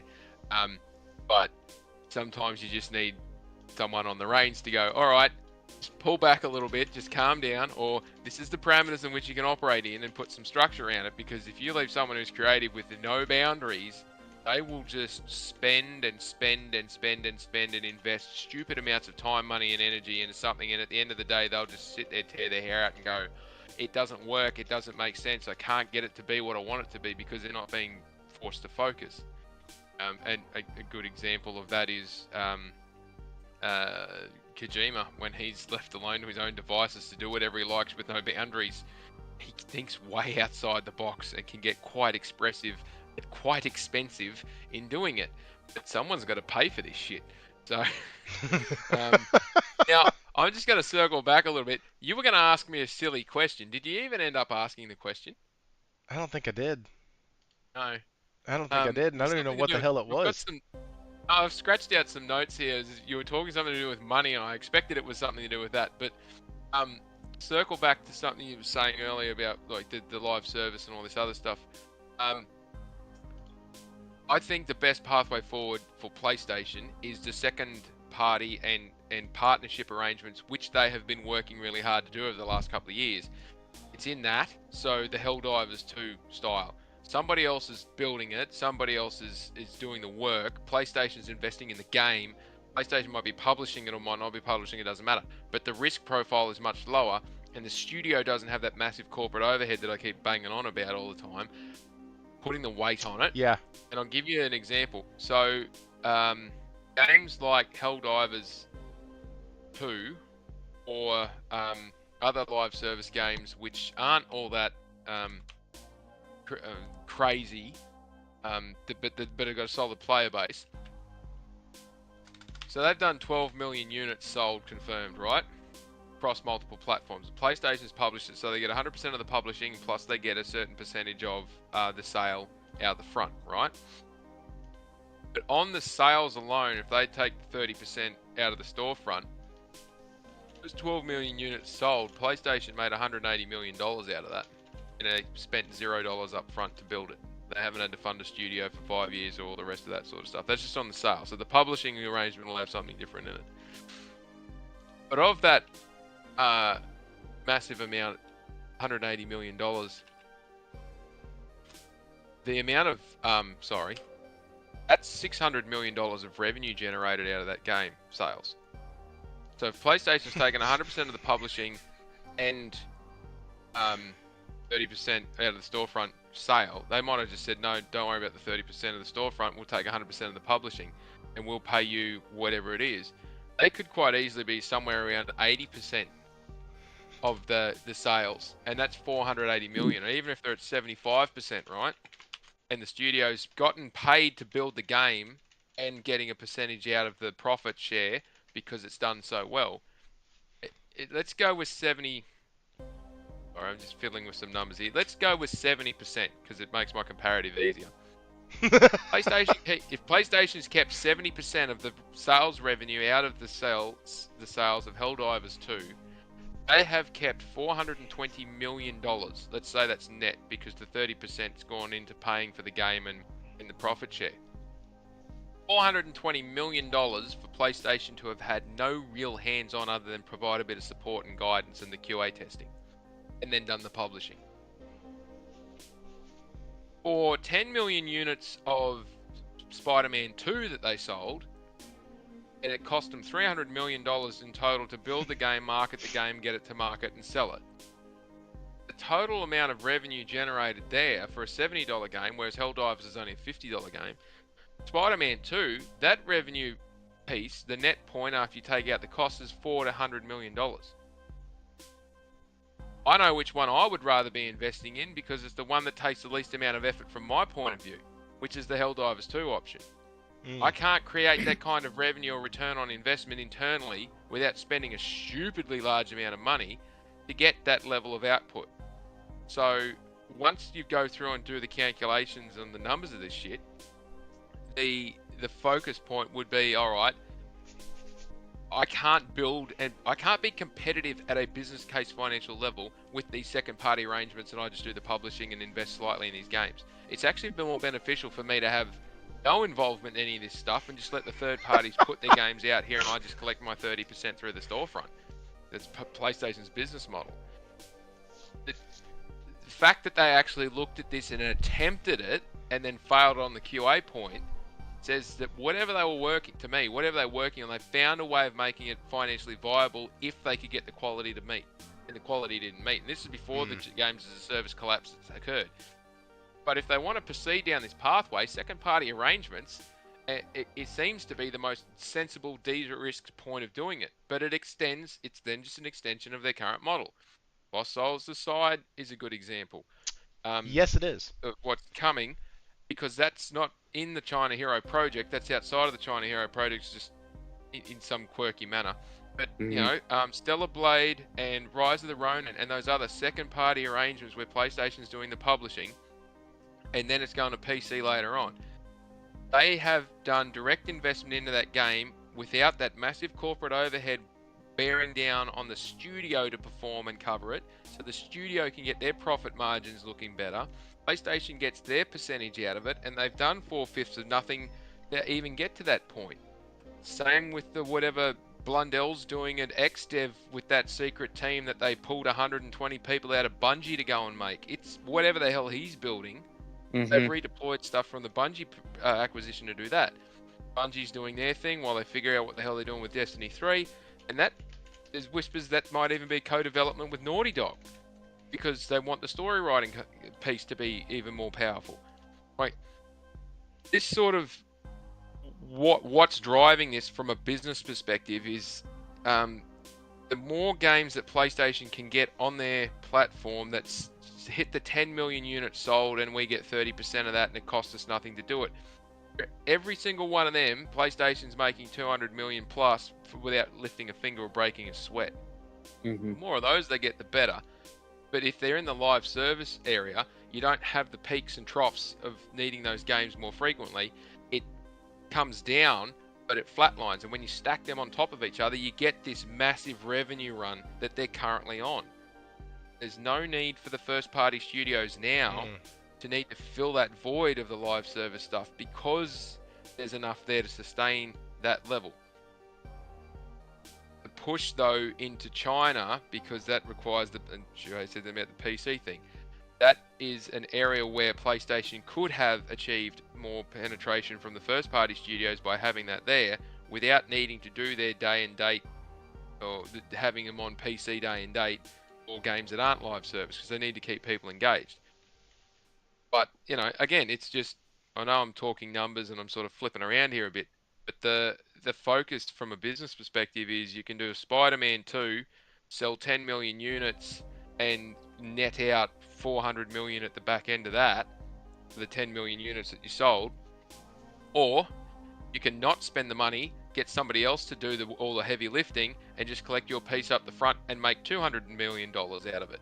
We only need two third parties to do that first party piece, or you can meet in the middle, do an arrangement where you can make the same amount of revenue return as a first party single player game through a second party arrangement, and you're only chipping in a small amount, so your risk profile is dramatically reduced, but you get the big bump in revenue each game. Well, and that's the trick. That's why they pay those guys the big bucks. Well, and we've talked about that before, Falky. You and I did. I called it the wrong thing, and you and I kind of talked a little bit after that show, where we had mentioned when you get an ROI on an investment. I was talking percentages and all that stuff, and like I said, I had the concept right, but I think I called it something different. But like you said, if I can spend, let's use easy numbers. If I can spend $1 million and make $2 million, and have somebody else do all the work, I took none of the risk. All I had to do was give them $1 million and they doubled my money.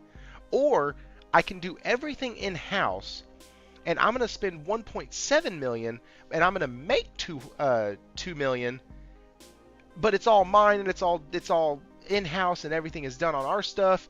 I mean, yeah, I want the $1 million return. I don't want the $300K return.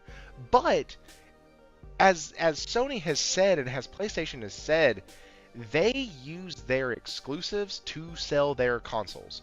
That's the point. So where these third-party deals, these second-party deals, all of that type of stuff, where those feed the pipeline for operating income, for revenue streams and things like that, they still have to take that money and put it into these big, massive games that PlayStation is known for to sell the console.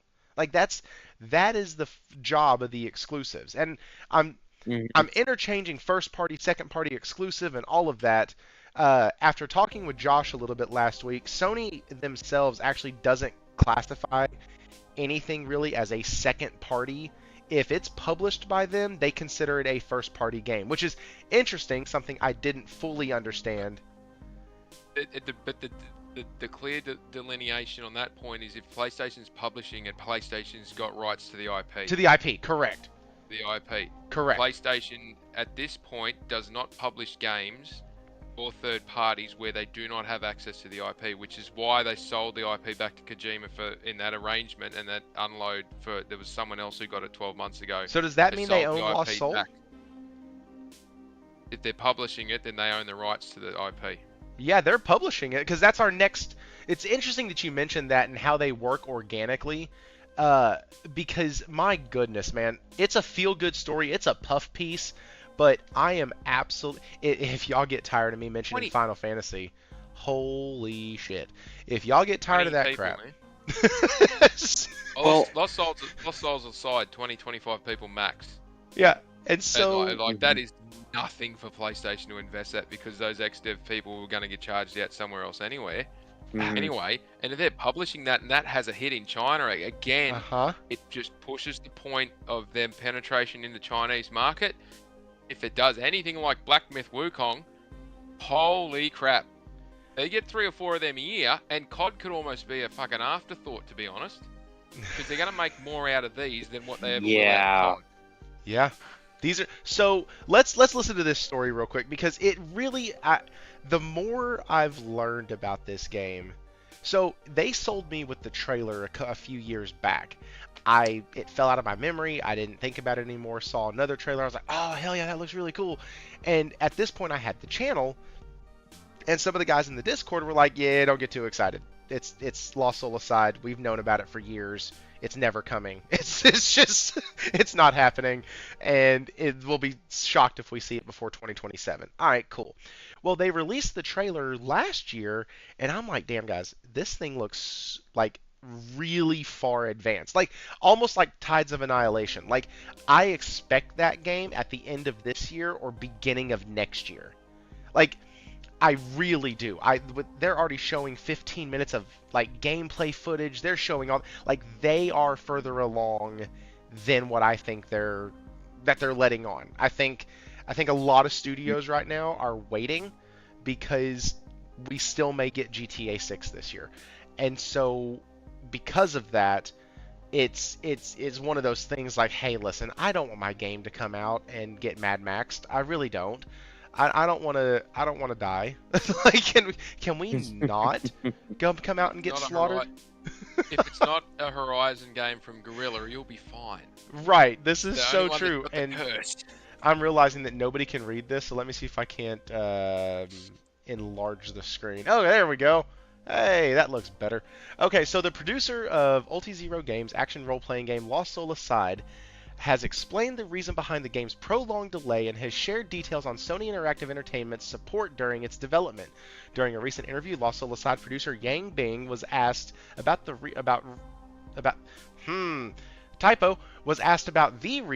behind the game's prolonged delay and lengthy development cycle. In response, he talked about beginning development as an individual and then received attention after the announcement, which led to many partners and friends teaming up with him on the project. Oh, by the way, guys, this is from Twisted Voxel. You can't see it because I have it cut, so if any drop down comes, nobody can see my personal information. But like, it is from Twisted Voxel. You can go on there. It's by Muhammad Ali Bari. And so, yeah, we have that on here. Sorry. He mentioned that his personal experience and capability was not sufficient to turn it into an actual game that could be released. This dude went out there with a wing and a fucking prayer. I just want to let you know that. He's like, I'm going to throw this out there. And people were like, this looks fucking sick. And he's like, great, I need help. Like, I can't do this on my own. I need help. And according to him, a lot of time was spent on building the team, going through personal growths, and facing trial and error. At that time, being in his team and Ulti-Zero Games didn't know much about game development, and they continued to make mistakes. There was a period of low morale, but the team gradually found its rhythm. After receiving further support and attention, the developer's capability and experience improved, as did the development process. With the project finally coming to an end, he looked forward to what the team can deliver in the future. Although the studio has made several changes to Lost Soul Aside throughout the course of its development, Bing said that the art assets and many things beyond the graphics that everyone saw and appreciated in the trailer have been retained. For example, the main story has been fleshed out and the combat remains fast-paced and fluid. Regarding Sony Interactive's involvement, being mentioned that the development team has made optimizations according to the feedback from the publisher, including changes to enemies and their behavior. He added that several details are still in process of being polished. So if they are already in polish phase, I have no doubt that this thing is going to look amazing come May 30th of 2025. But Sony, and there's other articles out here where you can actually like read what this guy would not have a dev team if it was not for the support from Sony. Like, and who in particular at Sony would have picked that one up? Hang on. I wonder who. Hang on. Well, let's not jump to conclusions here. Hang on.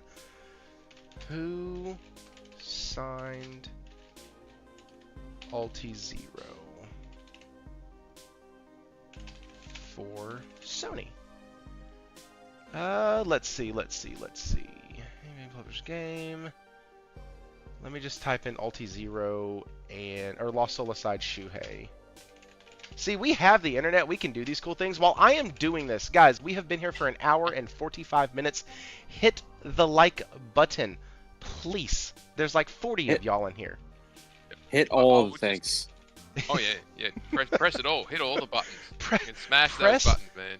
Everything, please. Once again, you gotta just don't hit the dislike. Just to avoid hi, that bye, one. Kiss my ass. I don't care. Leave something. It does not matter. I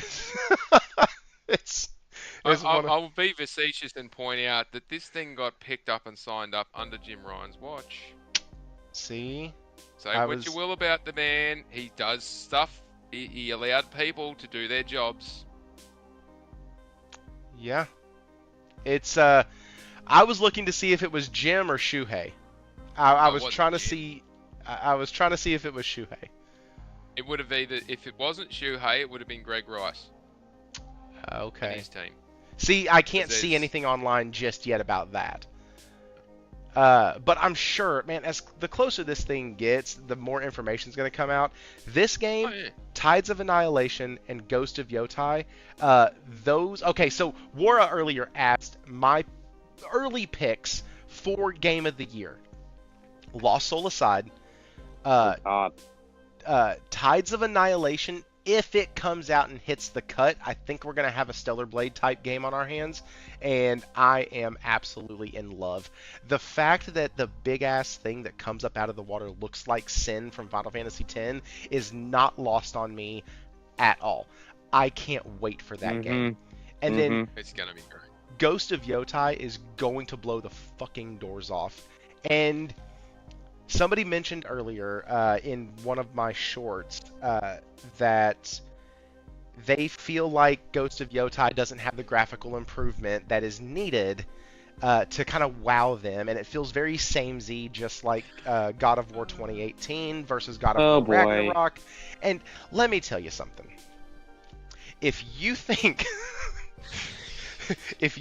that this thing is not going to push the boundaries and the cinematics of the PS5 Pro, you are absolutely mistaken. Now, I do have it on good authority from the developer's post, not me. I haven't talked to the dude, but he went on Twitter, and he said in his own post that, hey, listen, this game is not going to be a graphical powerhouse.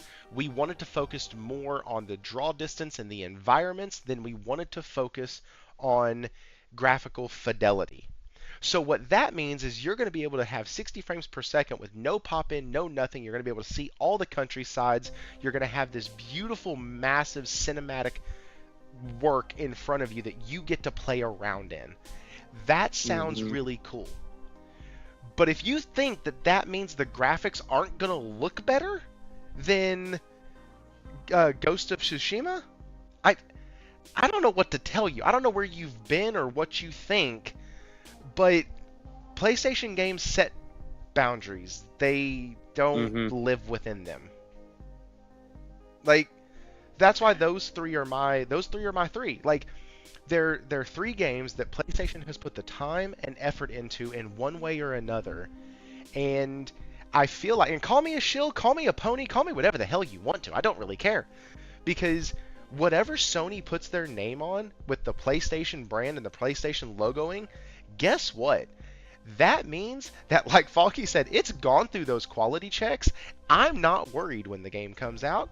I don't have to go, okay, is my $70 going to be worth it? Is this going to be something that's going to suck ass? Is this going to be okay? Is it going to run day one? Am I going to have stutters? Is it going to literally ruin the 3 hours on a Friday night that I get to myself to game? Like, is it going to be destroyed because of that? Is my weekend time, the portal time that I get on the weekends, is that going to be taken because now I'm just pissed off and I don't want a game? Because I don't know about y'all, but when I put in a new game and it runs like shit, I literally just get pissed off and don't touch my PlayStation for like a day or two. I'm just like, this is fucked up. I don't want to touch it. Like, I just get mad at gaming as a whole, and I'm like, I can't do it. I hate games that don't run well. It bothers the shit out of me.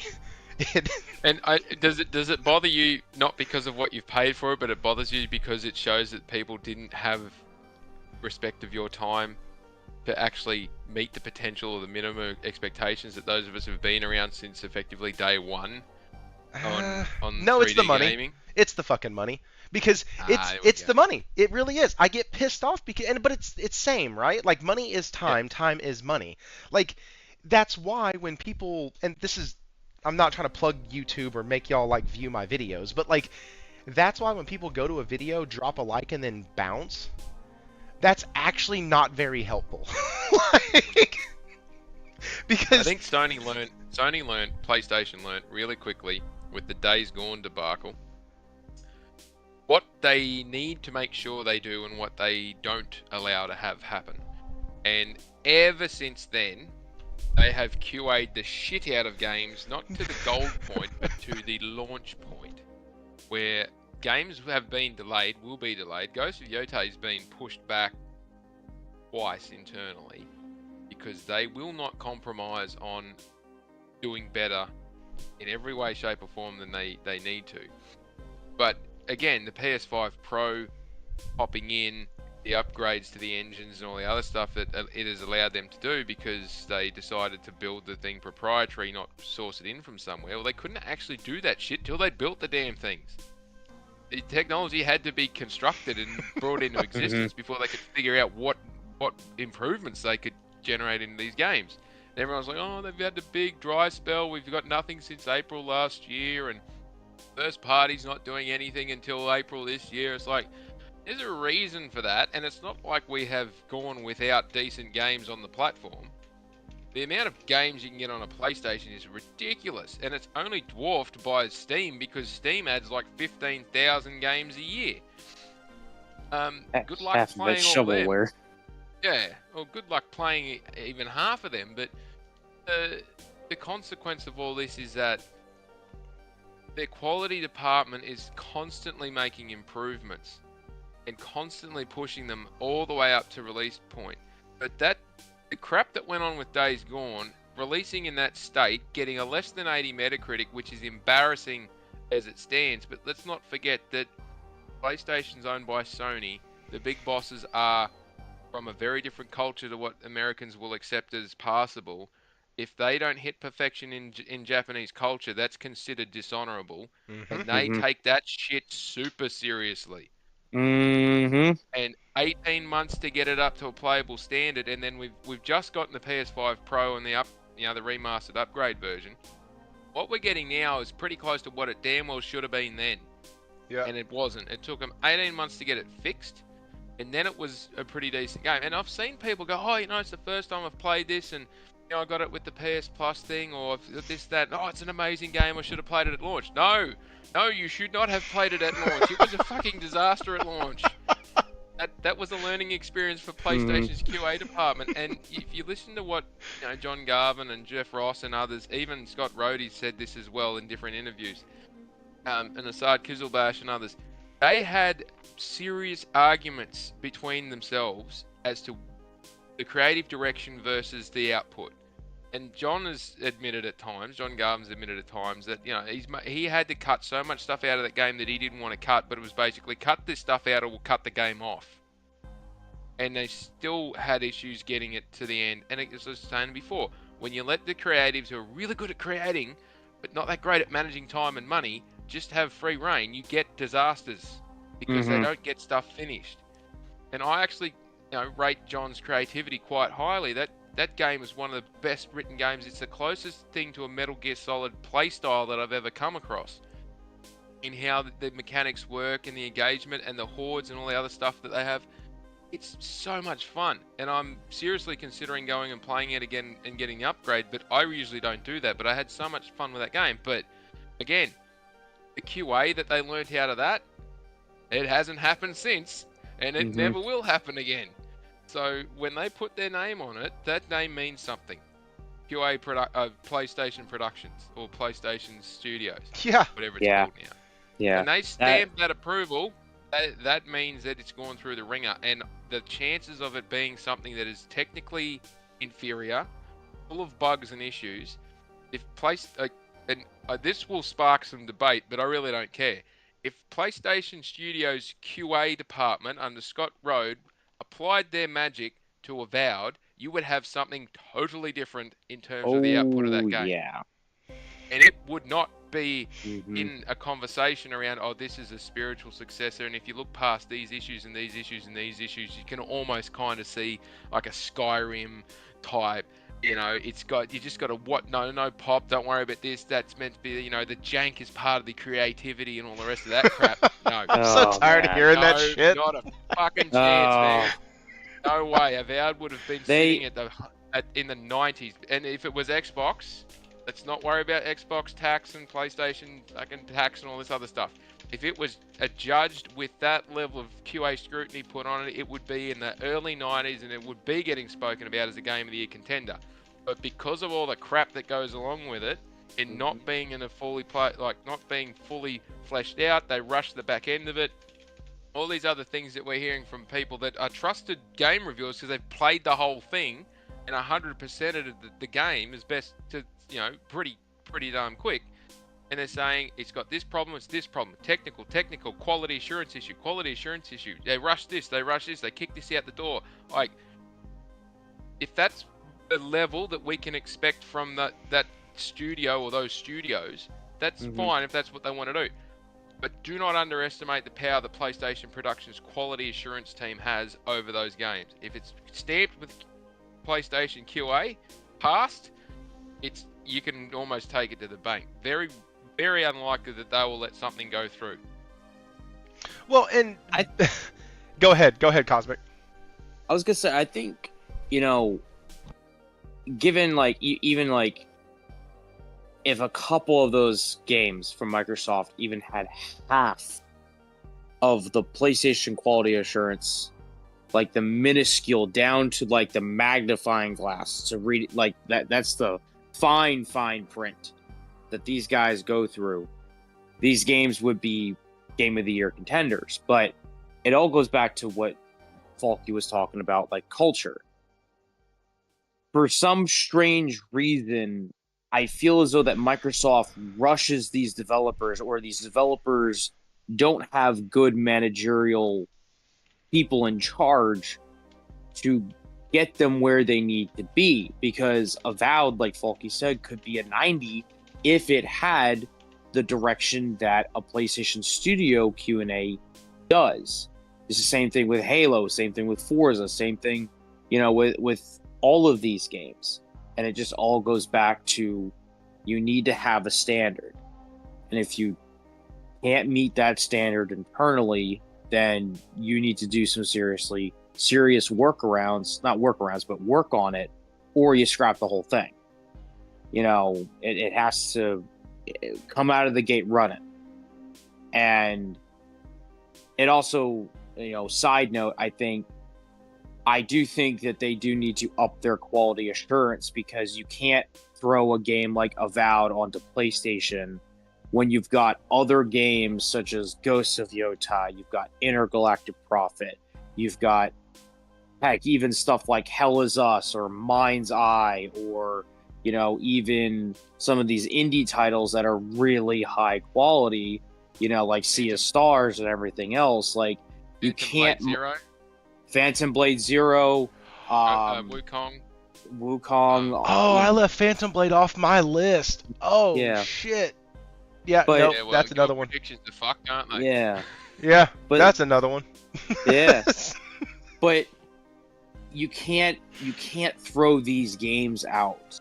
And this was a point that, again, I hate doing it. I really do. But Jez brings it up because he's so good at what he does. But Jez brought up the point: if you bring these games out and they don't meet the quality standard, and you shove the game, like, I'll give you an example.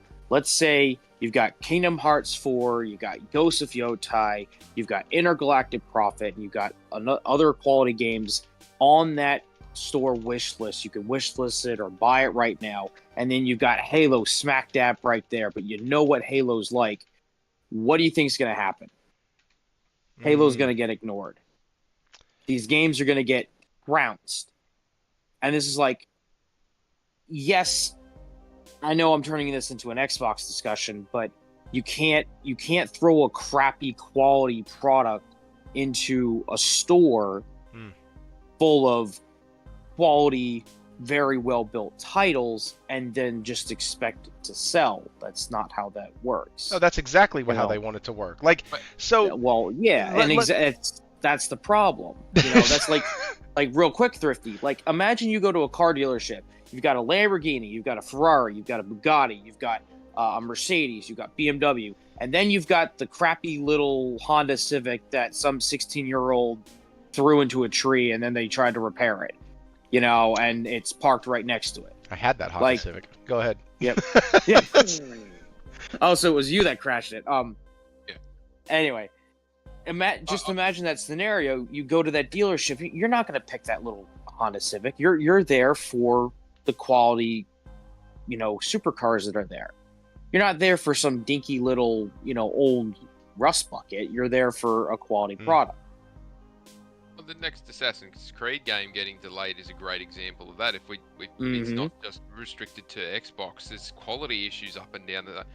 What happened with EA and Vanguard just absolutely shitting the bed because they didn't apply the level of QA that needed to be done there. There's various different reasons why that thing hasn't sold, but look, Assassin's Creed Shadows, it's technically finished. But they just have to keep going and going and going and getting it up to standard because in a saturated market, on a saturated storefront, you hit it exactly on the head. You line these things up and you're competing for people's money, and it's not like you're competing, I want your gaming money here, and you've got to compete against Steam, or you're competing against Xbox or whatever it is. The competition is not there. That's not the competition. The competition is for your entertainment budget. They're competing against streaming services. They're competing against movies, TV shows, like other forms of entertainment that aren't digital or online. That's the zone that they're having to compete in. And there's opportunities for small things to spring up if you want to have very specific, but you've got to have extremely high quality games if you want to be in the console space. And watch this space with the Switch 2. If they don't hit those markers that people are expecting or people are demanding of it, there's no guarantee it's going to succeed. It could be the Wii U all over again. I don't expect it will because Nintendo's pretty smart, but they fucked it a couple of times before. They've had failures after massive successes. So, sorry for the language. But yeah, the issue, for anyone that's listening now or then, from what CosmicHero is saying, it's not necessarily an issue with Xbox. It's just the avowed is the here and now of today of highlighting that problem. It's not just restricted to them. There's plenty of other games that have come out in the last couple of weeks or that are coming out that are going to fail to meet the quality standards, and some of the seriously big production houses and publishers are fretting big time. GTA 6 could be the absolute beast of gaming in history to date, but if that thing shows up half broken and not working and doesn't meet the mark, you'll have Cyberpunk 2077 all over again. People will have a tantrum and they'll demand their money back. Yep. $2 billion they spent on that game, apparently. Yeah. Well, how much? Take-Two's run at $4 billion worth of losses. That game's got to try and recover for this whole fucking company. So So Thrifty. Sorry, I gotta jump. Sorry, just before I gotta jump out. I'll be back in 15, 20 minutes if you're All right, still that's going. fine. All right, so when you come back, then we'll find something to talk about for 15, 20 minutes. Because when Okay. you come back, we are going over financials. All right. See All you right. shortly. Okay, guys. So you just heard it's going to be a longer show tonight. So yeah. yes, apparently, the rumor is, I don't really try to believe rumors, but apparently they spent $2 billion on this game, on GTA 6. Damn. Now, I don't know if that's The believable. fuck? There's no way. There is no way. I don't think they did, but that's what they're saying. Obviously, what people say in the journalistic world really doesn't relegate to real life. But Okay, so no. What do we want to talk about? Okay, so this is from the before he comes Motley back? Fool. Take-Two Interactive's rumored $200 million is a strategic bet. Holy shit. Okay, so the Motley Fool is an investment website, and it is actually what is saying. So, like, the first article was from Metro, no. Second article was from IGN, hell no.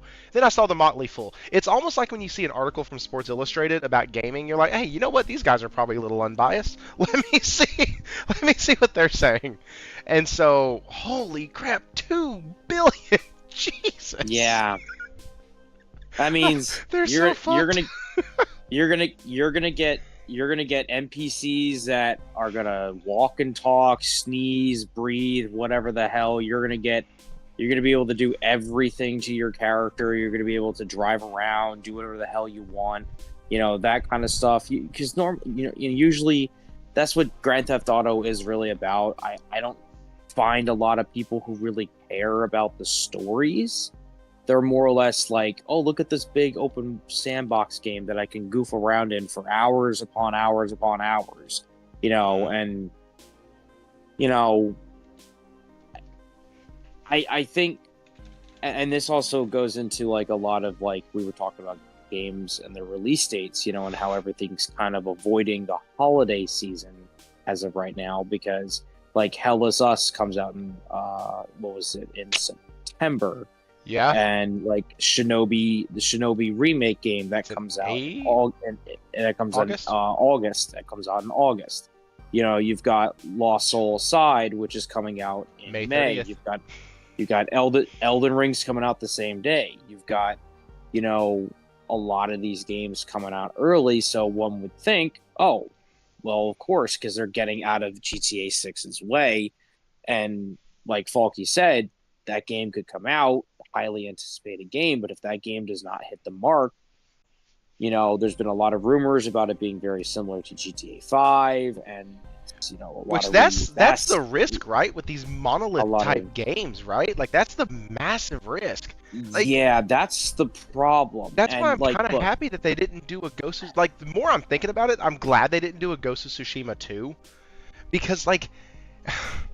Listen, that game has a special place in most PlayStation gamers, like, libraries, their gaming life, Exactly. Like, what could you really tell with Jin? Like, obviously it's supposed to dictate real history, because that's the first time Japan gets invaded by the Mongols, but then they get invaded again. But you don't really know what Jin's story is. You don't know what happens to him. He just becomes the ghost, and eventually he passes on. Because if you go to Yotai, it's like the year 1600. That's like 400-year jump. So yeah, but they've turned it into something where it seems like the ghost mantle keeps getting passed down. That's where the theory comes, where Jin might have created his own secret clan, the Ghost Clan, and then these are iterations and new ghosts that pop up. Like the code of the ghost, like the ghost code. Oh, that'd be sick. Yeah, kind of like Assassin's Creed, where in the early days, where it was better. Yes, much better. But that's where one would think this is where this is going. That Jin creates the next line of clans that defends, Japan from whatever the hell invades them, whatever happens, whatever goes on, because I can't find any historical stances on Mount Yotei, any invasions or whatnot, or if there was internal wars. I don't know. So we'll have to see and wait and find out what happens with that. But like, you can't really do a sequel to a game like Ghosts of Tsushima because you already told Jin's story. He already made the transition from honorable samurai to basically ninja. He was a shinobi, basically. But the comparison I'm making is more, if you give me Jin Sakai 2.0, I have a set specific thought in my head of what I want to see. Instead, they're making something distinctly different with a different story, a different lead character, a different all this other stuff set in a different area. In a different area. GTA 6 is going back to Vice City. It's in Miami again. It's in Vice City. It's in all these other. It's doing all this, and it runs the risk of being, like you said, way too much like 5, and having people go, you know what? I have all of my progression and everything on GTA Online already, so I'm not really going to play the online mode on GTA 6 because all of my stuff is over here. And it was okay, but like, you do run that risk. I'm not trying to take shots at GTA 6 just because it's not a game that I'm going to be playing. Like, it's just the reality of, it's not every time that you get a Last of Us 2 scenario. Yeah. It's more likely that you get a Spider-Man 2 scenario where the first one sells a metric fuck ton and the second one sells a little bit less.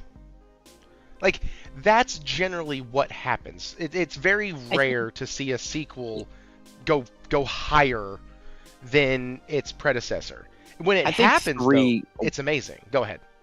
I think 3 will be the outlier there, because that's when we get the introduction to Green Goblin and all that other stuff. I think that's when, well, it's also the culmination of the trilogy. Everything it's the culmination of everything. Honestly, Insomniac's creating their own little Marvel cinematic gaming universe to begin with, because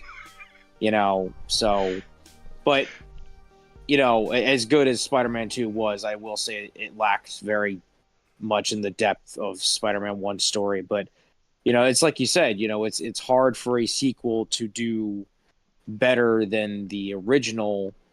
But we've had a crap load of outliers like that, with Helldivers 2 being way more popular than Helldivers 1, which Helldivers 1 was a top-down game to begin with. But, you had like Final Fantasy VII Remake, and Rebirth, and Rebirth was Remake was set at 7, and no pun intended, but then Rebirth was set to like an 11, and it did everything right. And then but obviously Part 3, and then I don't really believe that.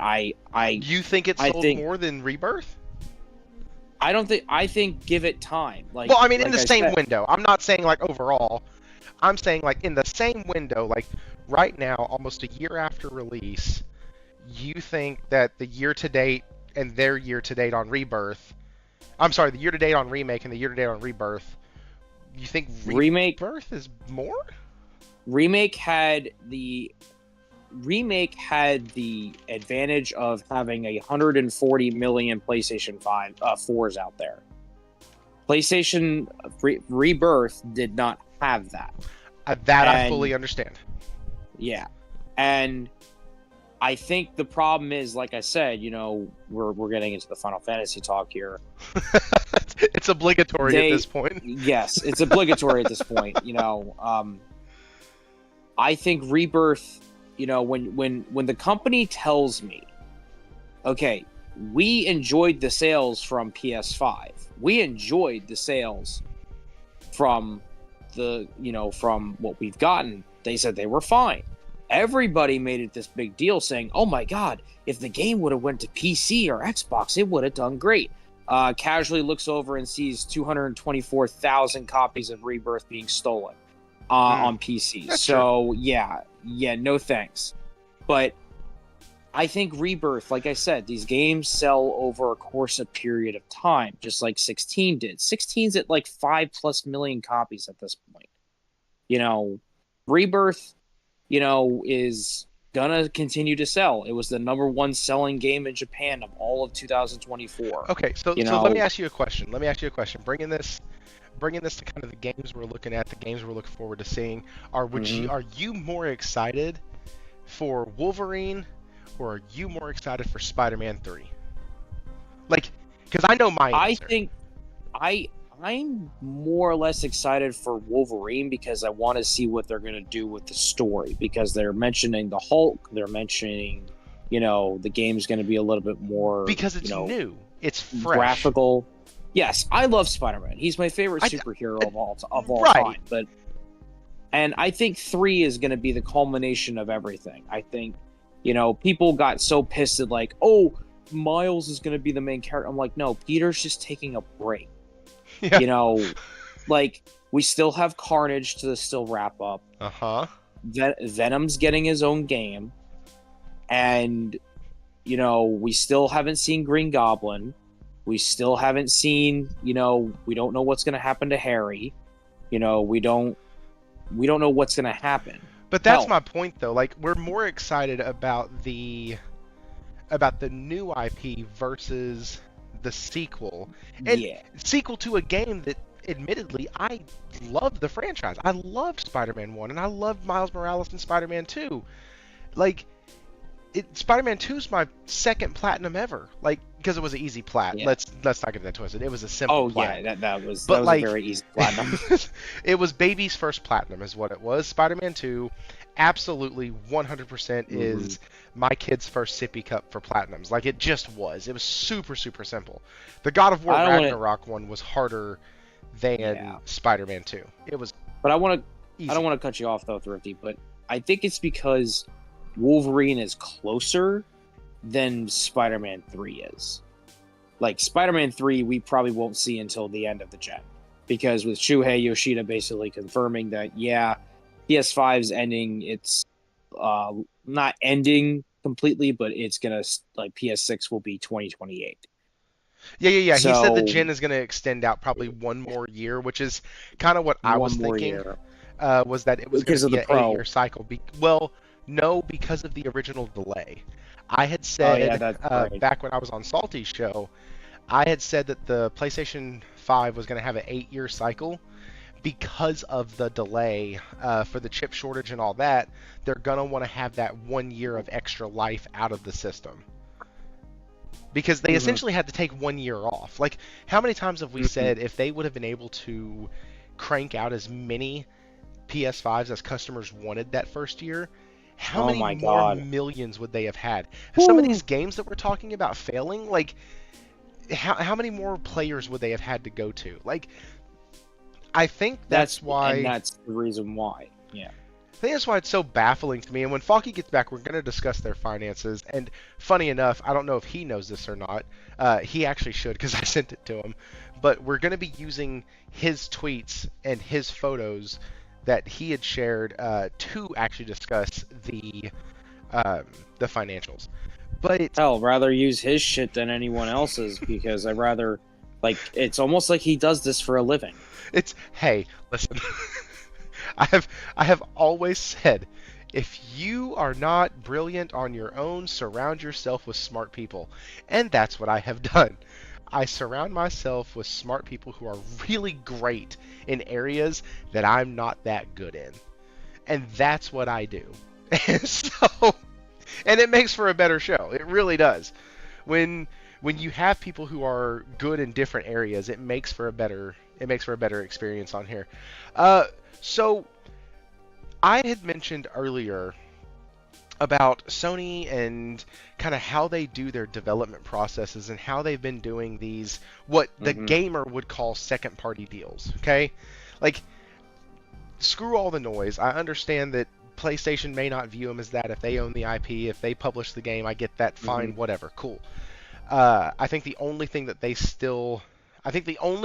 don't own the IP on, technically, well, I don't even know how that works. Do they own the IP for MLB The Show, but they pay for the licensing of the teams and player names and the use of MLB? Like, could they still have something like Baseball 2027? Like, I don't know how that works, but like, so Sony has to pay for the licenses for the MLB. Sony could very well make their own baseball game and have it, I don't know, maybe based in Japan, because baseball is a huge thing in Japan. Right, like, or just have like generic Team X. Generic Team X, or generic this or generic that, and it could still be a fantastic baseball video game, you know.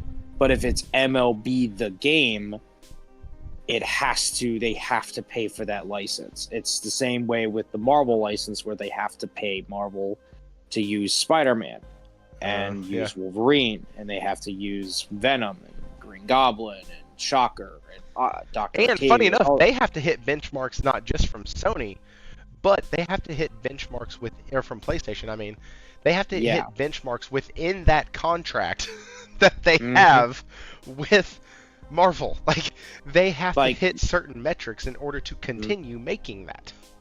Marvel was extremely happy with the success of Spider-Man 2. 11 million, they were happy with that. That's insane to me. That game sold 11 million. I mean, it makes sense, but it's still insane to hear those numbers.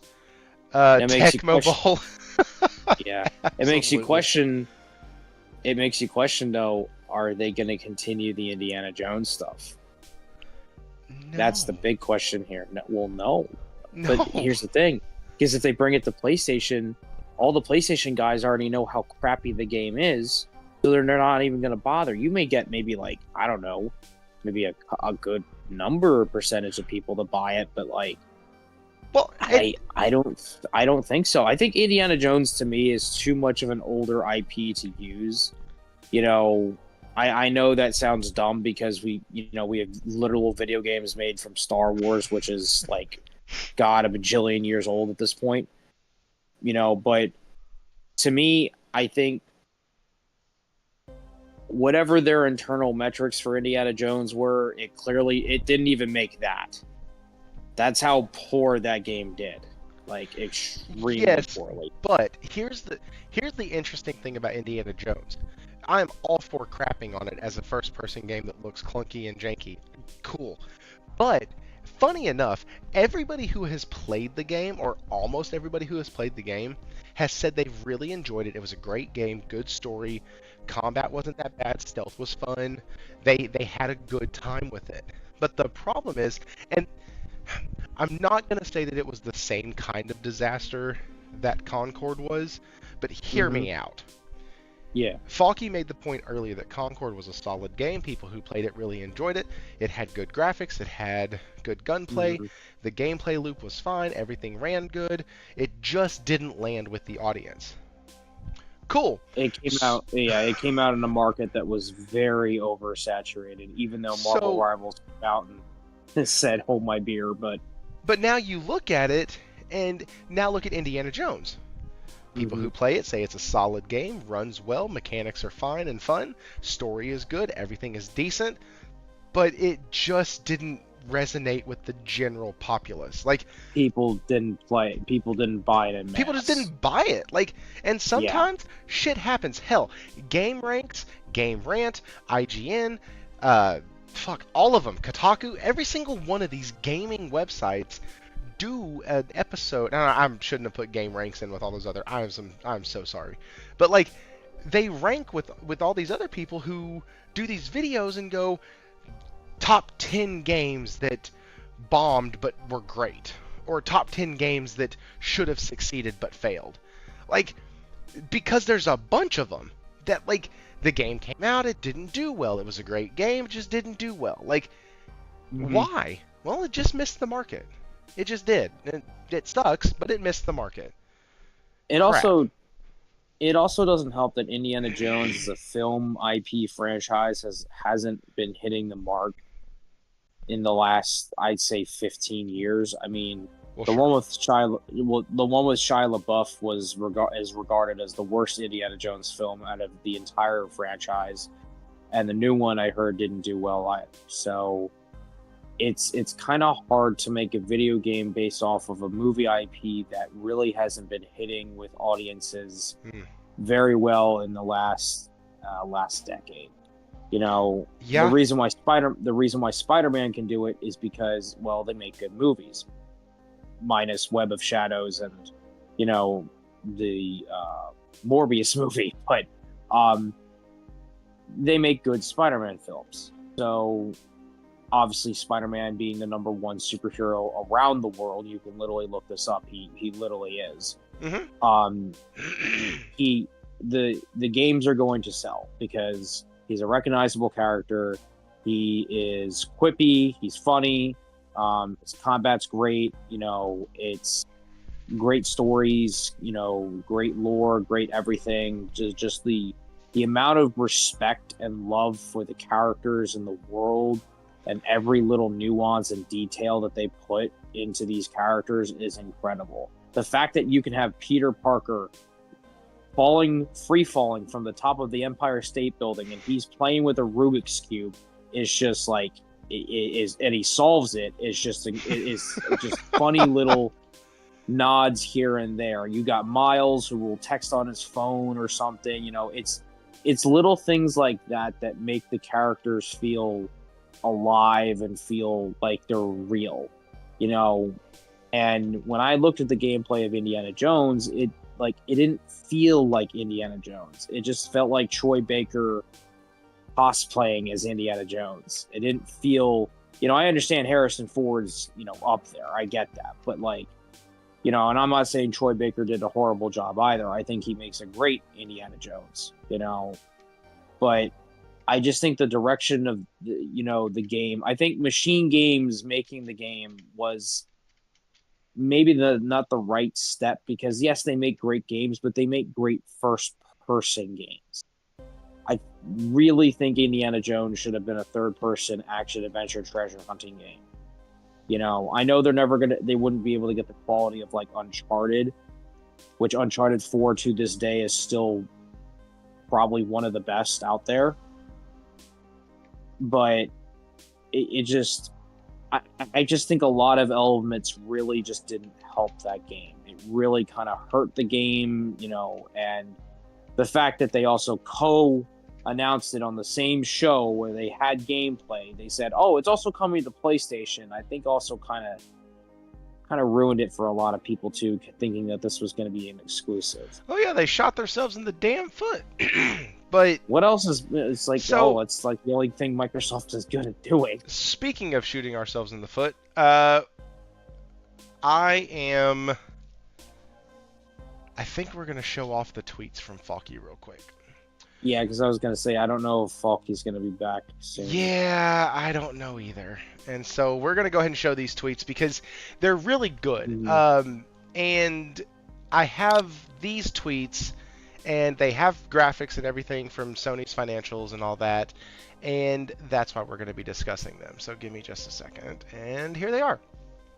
So Faulkner said, interesting impacts to the outlook and performance for Sony gaming and network services, a 16% increase in revenue and a 37% increase in operating income. I am not a financial analyst, but that sounds like they made a shit ton of money. They made buco bucks. That sounds like they had a lot of stuff that they were like, hey, you know what? We're overspending in this area, so we're going to cut these things, get rid of them, and then we will increase our operating income by 37%, which is kind of cool because that's more money to fund more projects. So that's nice. I am excited about that. And if you look at these numbers, they all look at this. I don't know much about finances.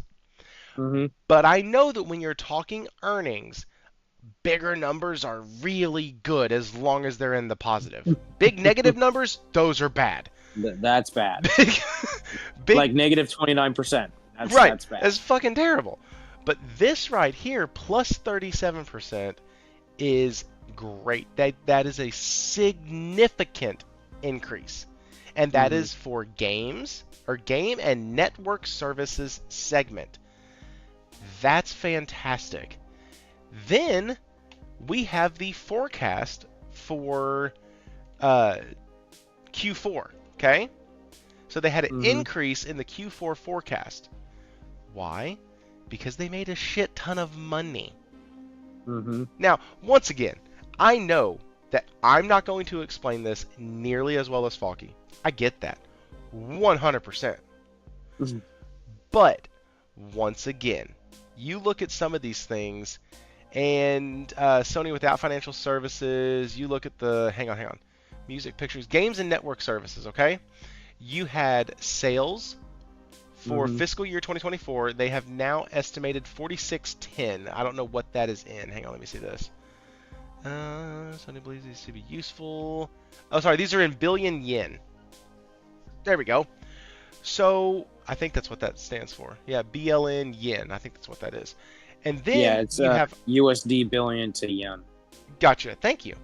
Then you have 380 billion yen as their operating income.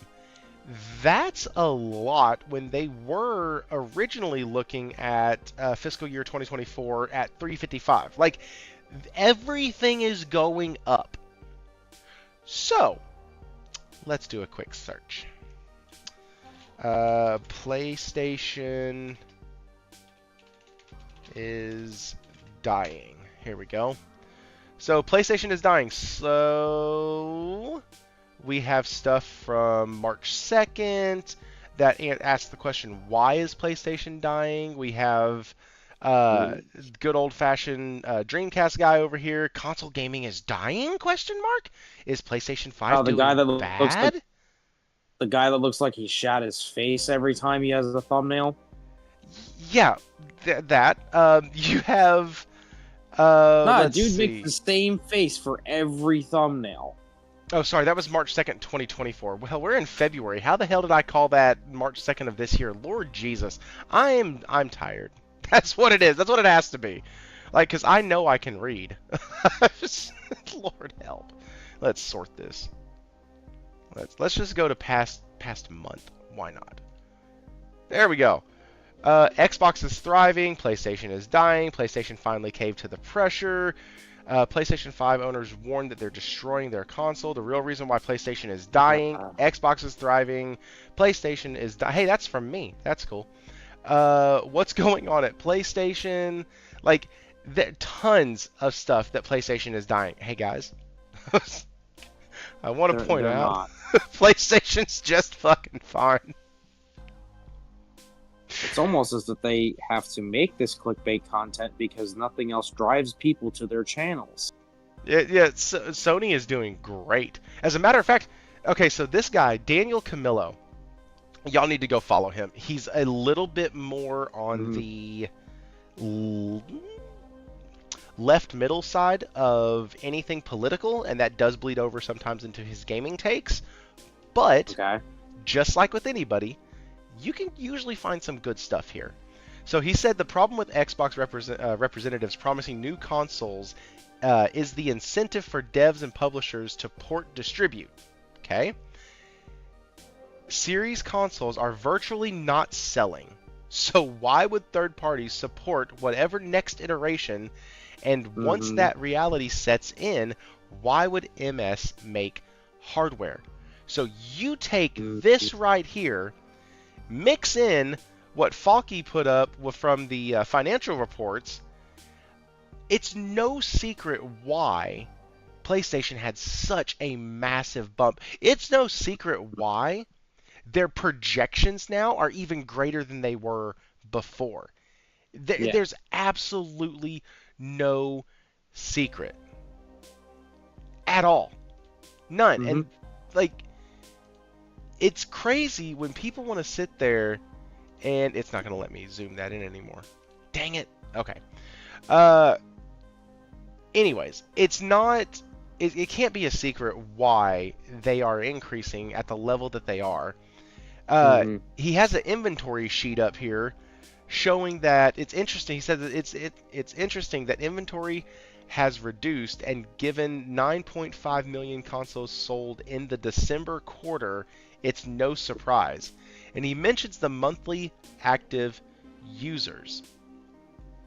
And so that's really cool because the monthly active users, let's look at, like, it. I know y'all can't see it. Go to X, type in David Faulkner, and this is his tweet from February 13th. I know it's hard to see the numbers, but bear with me here. Because even when I click on it, it doesn't really do me any good. And I've tried zooming in, and it just zooms in the backdrop. So it says the monthly active users went up from fiscal year 2023 in Q4 from 118 million to 129 million. I'm sorry. Q3 was 123. Q3 of fiscal year 2024 was 129. So they actually gained 6 million monthly active users. Those are new users. Those are new people to the console. I wonder where they came from.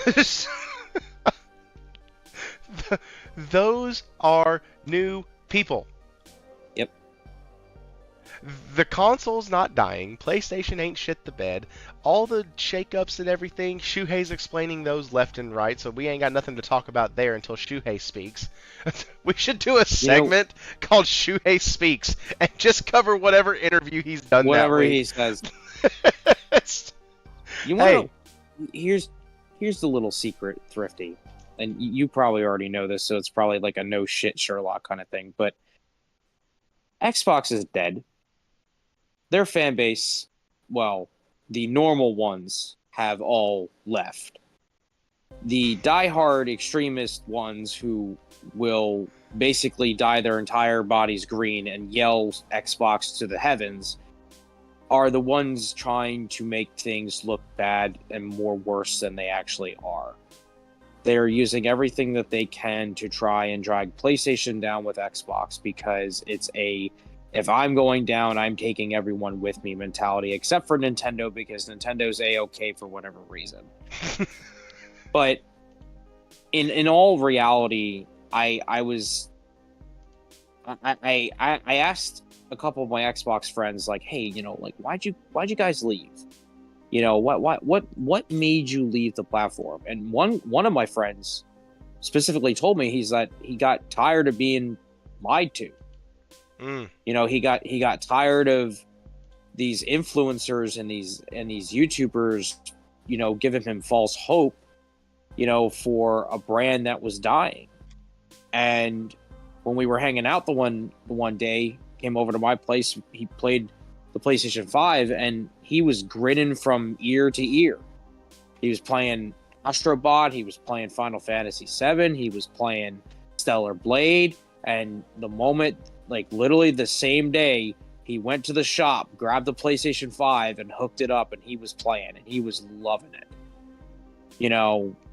And it really is, at the end of the day, when we learn that there's secret discords out there that conspire to create false, fear, uncertainty, and doubt about PlayStation, it really just goes to show, really honestly, and I'm going to be honest here, how pathetic a lot of these people have become. I don't know if they're paid shill actors or if this is how they genuinely feel, but I feel as though that this is just the reality of it. They've got nothing else left. There's nothing left. It's tumbleweeds around there, man. They've got nothing. So what better way to get some attention than to act as if the world's ending? Saying that console gaming's dying. Everything's going down under. And then PlayStation comes out and slams you across the head with the binder full of financials and says, read this, and they're doing completely fine. And then Nintendo's going to come off the top rope, with the Switch 2, and then you're going to have a double whammy, and, there's no more excuses. The Xbox Series as a console, the Series X as a console is fine. It's that little stepbrother that they made that really is holding them back, and they just refuse to get rid of that. We look at these financials, and it's crazy to me when we see it, And people still try to say that Sony is doing bad or the PlayStation division is doing The PlayStation division is kind of what's carrying Sony right now. Like, that's why the movie division is taking the PlayStation IPs and turning them into movies. Because it's successful. Well, let me ask you this. Outside of the Spider-Man shit, can you name me one movie produced by Sony over the past, 3 years? Anything? Can anybody name a movie? Where the crawdads sing. Oh, okay, there you go. You got one. Hey, Falky's back. Yeah, Falky's back.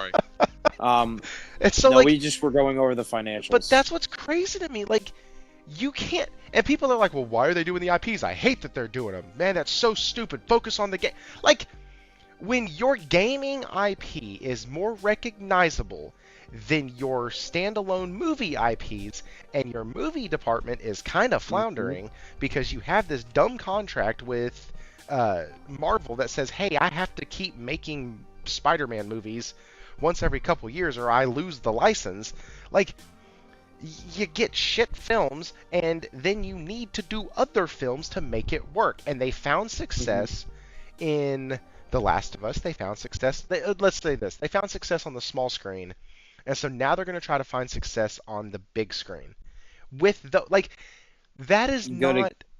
Sorry, go ahead. I was going to say good examples being the Gran Turismo movie, or, you know, Last of Us being the most watched show in HBO's history. You know, well, also the other Naughty Dog film, Uncharted. Uncharted 1 was a decent film. I think 2 will be better. It was okay. It was okay. It was a good start. But it made money. Oh yeah, it made money. The audience for the Uncharted film wasn't gamers. The audience for the Uncharted film was moviegoers. It was moviegoers. Yeah. That's why I didn't really have a lot of the connections to the games. So I gotta hit this real quick because Bell Dante came in with the 75. Holy crap! Good show, entertaining, and great topic coverage. Man, I appreciate that. Thank you so much. Wow. Is he your even with a flaky guest, you're getting yeah. But it's okay. They want. Heck, somebody earlier said we should just kidnap you and make you stay here, and so would be the first person to try that. I'm not as enjoyable as those others, I bet. Okay, so real quick, I want to know some of your thoughts on this because, like I said, I don't know if you heard me or not. Basically, my financial analysis was the numbers are bigger than the other numbers, and they're in the positive, so that's great. Like, that's essentially what I know from this. But you big said... numbers, all positive, going right. Good. Big numbers, positive. We got more spending money. We're doing fucking great. Big numbers mean good. Big hey, numbers mean good. Listen, guys. This is how I look at my household budget. My wife does the budget here. I look at the numbers and I go, oh, we have more money this time than we did last time. That's great. Good. And I move on with my life. Like, I move the fuck on. So, big numbers. I mean, you're saying about gaming and network services is pretty integral. Gaming and network services is 33% more year to date, just rounding numbers, 33% more than year to date than music and pictures combined. Sony Music and Sony Pictures, which includes television, is 2.4 billion yen in revenue.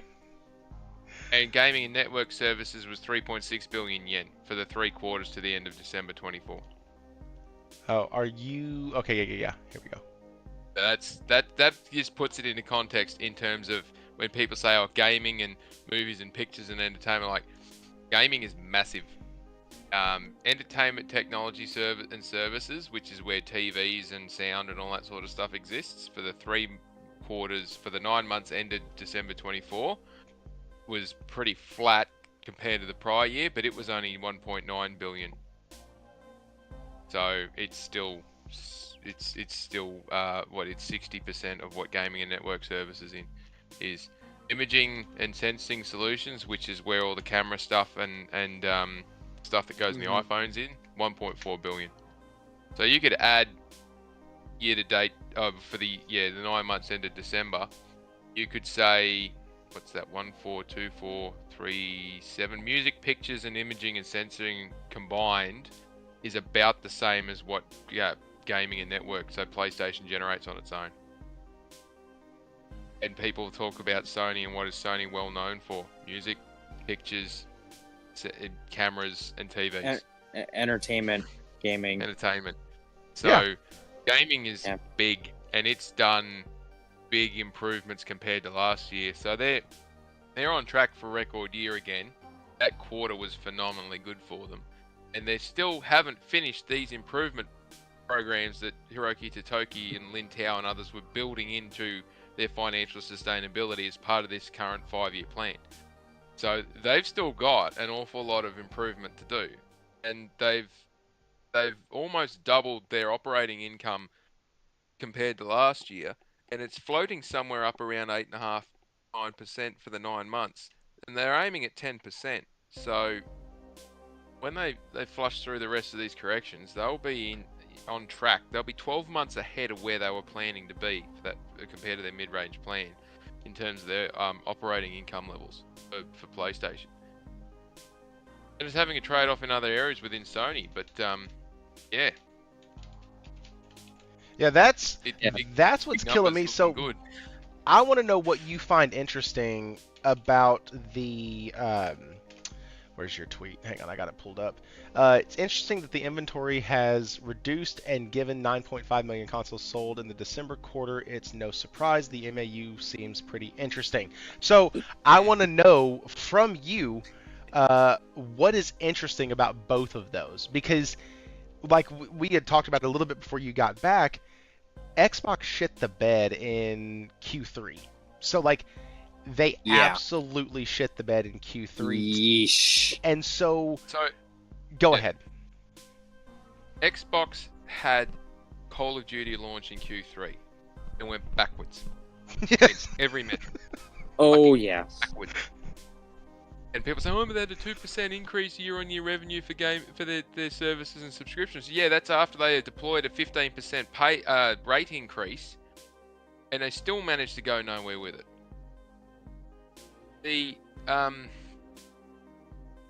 So they launched COD and went backwards, and PlayStation's went forwards with COD in that quarter because of all the other stuff that landed with it. They gained the most out of that, I believe, right? They did. I think it was an 82%, right? Yeah, that's in the sales piece. On the flip side to that, PlayStation didn't fork out the 150 to 200 million that they usually do in marketing the damn thing. So the net impact is actually better for them.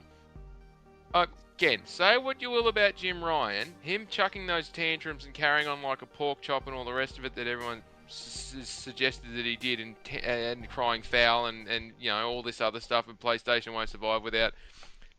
And the end result of PlayStation, Jim Ryan bent the knee to make sure that they got the Microsoft stuff.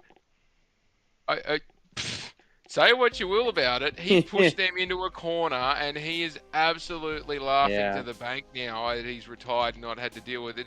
And I mean, that from a position of we have got absolutely no footing to negotiate anything, to ensuring that not only does Xbox have to by legislative and regulatory requirements, Xbox now cannot afford to not put Call of Duty on PlayStation. I talk about a guy who's a shark when it comes to doing deals, and the team he had around him. And that's the important thing. He might not be here, but the team around him is now elevated to more senior positions. So, again, the bean counters are winning. But things that I found interesting out of that, and those that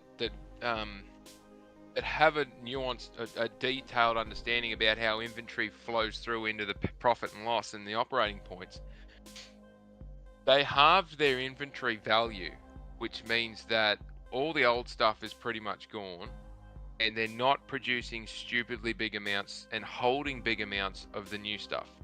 The 2 quarters beforehand, you could see the revenue increasing when they were doing the production runs for the PS5 Pro, right?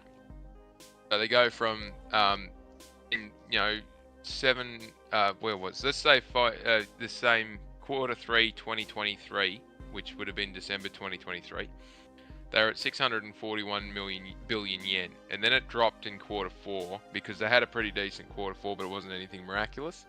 And then it went up Q1 24, went up again Q2 24, which is the June and September quarters. They've started producing because they were selling units, but they weren't selling huge numbers. And I'd always said, watch out when the inventory ticks up. It means that they're producing these PS5 Pros, and they'll drop 4 to 6 months away from that, which they did. Hey, Faulky, I got a question for you real quick. Where are you reading this information off of? Oh, it's in the. I'm reading it off the inventory segment by segment. It's not in my tweet. Oh, okay, gotcha. Go ahead. Tweet. Anyway, so yeah, and then it was at 658.6 billion yen at the end of the September quarter, and they released the PS5 Pro. When did they release the Pro? November, yeah. November. So they had massive amounts backed up, and then it was the price point was an issue and all the rest of it. So what I found interesting about all of this, 9.5 million units sold in that quarter is the best since 2016 or 2017 or whatever it was. The key thing about that was when they last had a quarter that big, it was 9.6 million or 9.7 million units was when they released the PS4 Slim and they price cut it to under $400. This is a PS5 Pro that has had 2 price increases effectively globally for the PS5, and they launched the Pro at a higher price point. Number one, that tells me that the market is happy enough in that point of time in the year to dish out the extra money to get that product. So the price point's not an issue. Tick. The consumers will stomach it. Tick. That's the big one. That's a pretty big thing to take away. Right. That's a win. Massive win. For them. Xbox not doing an upgrade pathway. Massive fail. No. They are. They are. They're working on stuff right now. They've said they're working on it. Too late. Give up. Too late. They missed the boat. Fail. People are invested here. 75 million units to the end of that quarter, and it outperformed what even they were thinking internally. So they can still be pleasantly surprised. They're ranging up on PS3 lifetime sales really quickly. I don't think it'll be the fourth quarter they'll pass it, because they've still got to get past 83 or 84 million units. They're not going to get 8 million units in a quarter, but by the end of the June quarter 2024, which will be their first quarter 2025 year for them, they will we're in 2025. By the end of June this year, God, I hate the way that they keep flipping between things and the way they call them. By the end of June quarter 2025, so this year coming, I expect that we will be getting some kind of information saying that they have surpassed PS3 lifetime sales, which is a big hurdle to jump, considering they've done that in less than 5 full years, and it took that's 7 years of PS3 or something to get to that number. Yes. And that was the last time that they fumbled really hard with their hardware and had a really tough time getting it. So it shows that this thing has definitely got legs.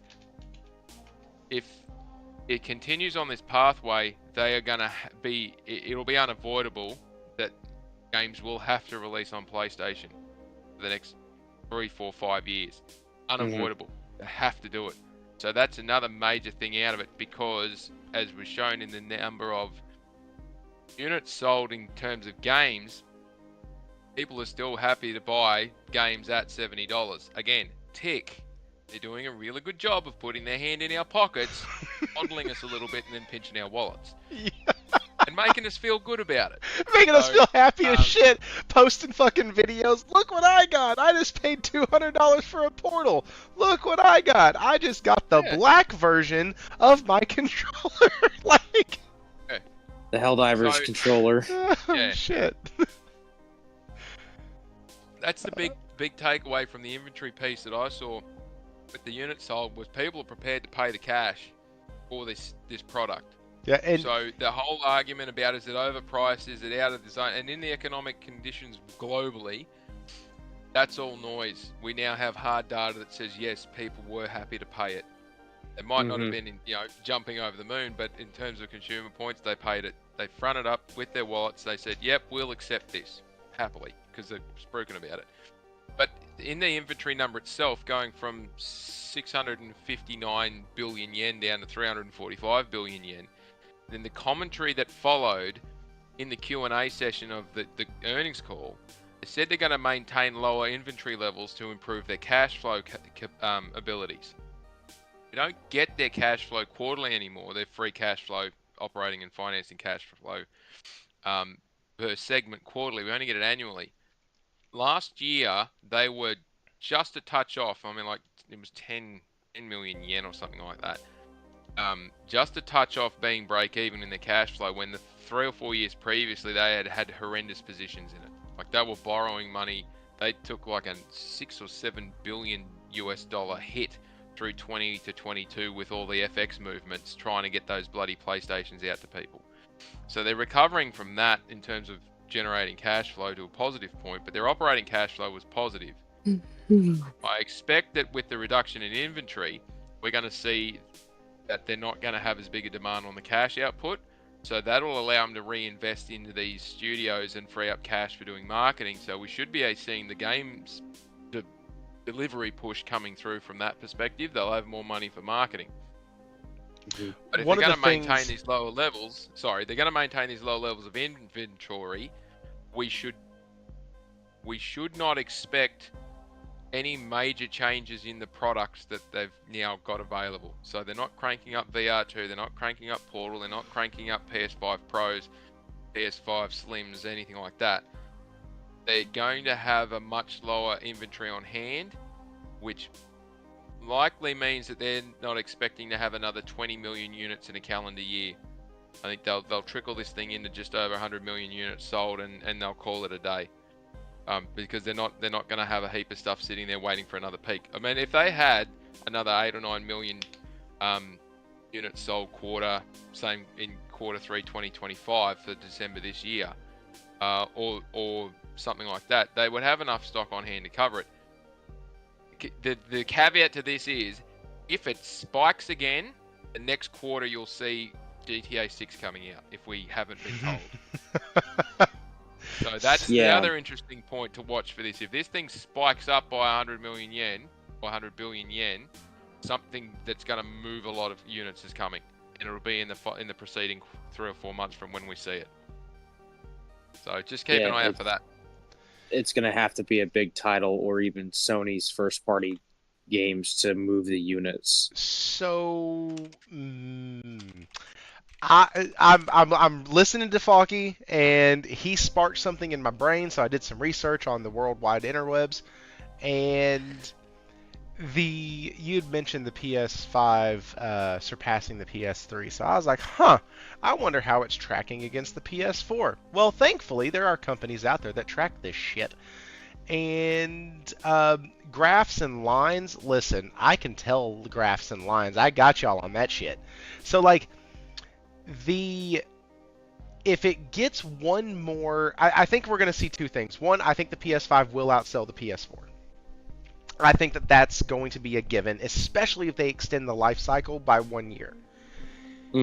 But right now, according to Q3 numbers, which is what we're talking about currently, according to their November numbers and what was done in Q3, PlayStation 5 is extremely close to being on par with the sales of the PS4.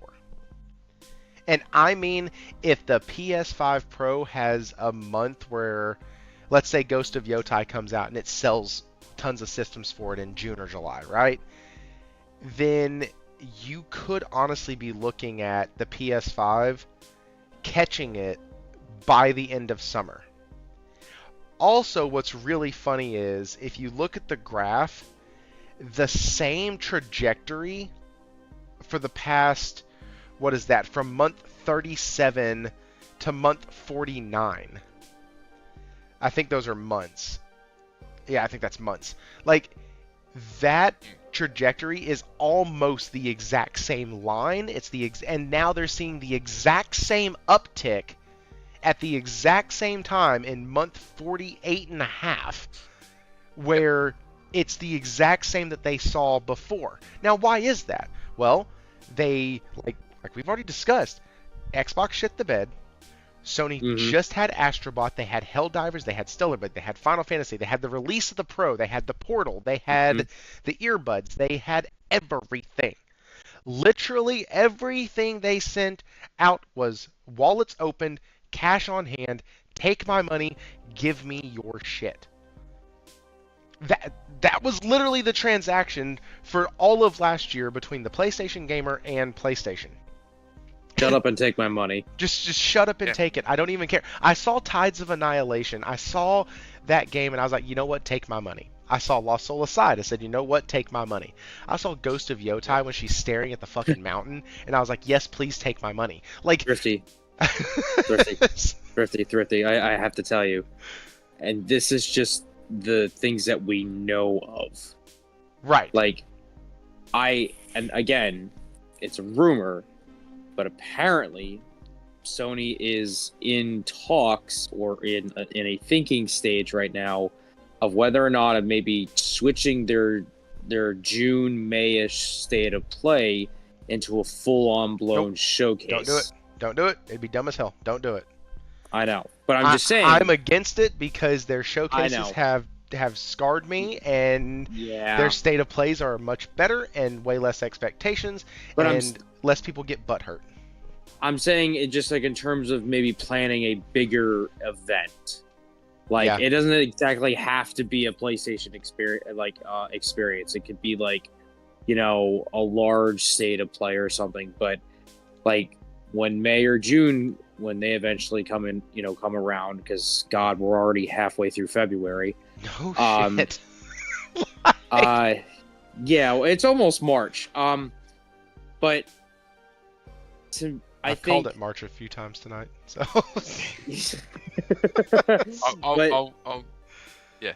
Go ahead. Just real quick, I think this is just the stuff we know.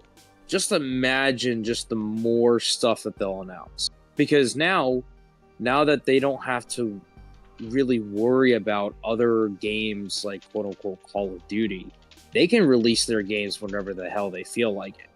You know, they don't have to worry. Like maybe Grand Theft Auto might be the one they might. Well, and they more than likely have marketing rights for that, so they're not going to cannibalize their own thing. But here's the problem. What the fuck? Okay. So 2 questions to y'all before we kind of wrap up this night of awesomeness. By the way, guys, speaking of that, for the love of God, we've been doing this shit for 3 hours. Faulky is unionized, so he got his 30-minute break and his 15-minute break. But we have been doing this for 3 hours. Hit that like button. If you're still here, for the love of everything good and holy, subscribe to the channel, leave a comment, jump on into the chat, and if you really want to keep this going, go ahead and check out the Discord. It's in the description below. Most of us you see in the chat are in the Discord. Like, that includes Wara, Cosmic, Faulky drops in there a couple times. Well, I think he's in the Discord. Josh Ayers, there's so many of y'all. Hero Down Under, all of these guys that y'all been chatting with each other all night, a lot of y'all are in the Discord. If you're not in it, it's a great time to join it. But let me ask this. Please hit the like button. Thrifty won't let me go home if you don't hit the like button. No shit. Yeah, here's the deal. We have 32 to 50 people watching tonight, and we are at 28 likes. I need 2 more likes before I send these dudes home. So, and that's actually not true. Faulky will just tell me to get screwed. So he'll just it bounce might be out. that polite, but that's effectively the idea. Right. It's effectively the idea. So my question, though. Okay, here it is. I have laid out why I think it's possible. Do y'all think that and I think I know Faulky's answer. Do y'all think the PS5 will outsell the PS4 overall?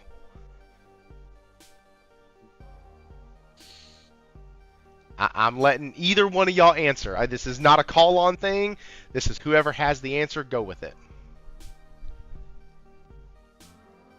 Nobody wants to answer. I don't I think can it'll. see David thinking. Like, give me a second. It'll go close. I'll say that. I don't think it will do 120 million units, but they stopped counting the PS4 at 119 point something. And What we was know the- that it's yeah, it was- it's sold another at least 20,000, 30,000. Yeah, I think my perspective on this is I think we're too far away from the end to call an absolute range on it. Mm-hmm. I'm convinced it will go over 100 million, which I think Sony will take as a win considering where they started. Will it do 120? I don't think so at this point, unless they run it well into 2028, 29. Having Yeah. said that, that means the PS5 Pro has been around longer than the PS5 original was. And I just don't see that being the case. Yeah. I suspect 2027 we will get the PS6 and it will be an absolute beast and the PS5's tail will drop really quickly. Again, not discounting this thing. If they dropped it by $150 Christmas this year and said 2025 I'm going to drop $150 off the PS5 Pro and $100 off the PS5 Slim, and 2027 is when the PS6 is coming. Happy days, have at it. That would be a different story. I don't think they're going to do that. I don't think that they've got an environment to do that. They did that, 120 million plus, no dramas. However, I think it'll go over 100. I don't think it'll do 120, and it'd have to do 120 to pass the PS4. So who do you think's going to come in? And before we get to Cosmic's answer, who do you think's going to come in then and take the market share away? Because here's why. Xbox is dying. The console gamer on Xbox has kind of two options. You can go to PS5, you can go to PC. And I have been, looking at these numbers with you and taking a lot of what you say, and a lot of these numbers I can explain away by one, PlayStation releasing good quality, but two, Xbox shitting the bed so hard that if their gamer wants good quality games, they now have to come over and get them on PlayStation. And even the games that are coming over from Xbox Studios are going to be PS5 Pro enhanced as the ultimate kind of whip it out and put it on the forehead move. Like, that's your... And so... Yeah, right. Like, all of these to me seem very much evident that, okay, even if Xbox only has 35 million gamers, if 20 million of them, if 15, if 18 million of them leave and buy a PS5, for the ones who don't have it already, you're going to end up in a position where this thing could absolutely spike. It's so insane to say this, but if you get the Master Chief Collection, or if you get the, if E-Day comes out like day and date or extremely close, and they pull the same shit they did with Indiana Jones, like, you're going to be sitting here looking at people going, no, I'm just going to buy a PS5 to play this game made by Xbox Studios. Like, absolutely fucking wild that the PlayStation 5 is going to sell more consoles because it literally is going to be the best place to play the Xbox titles.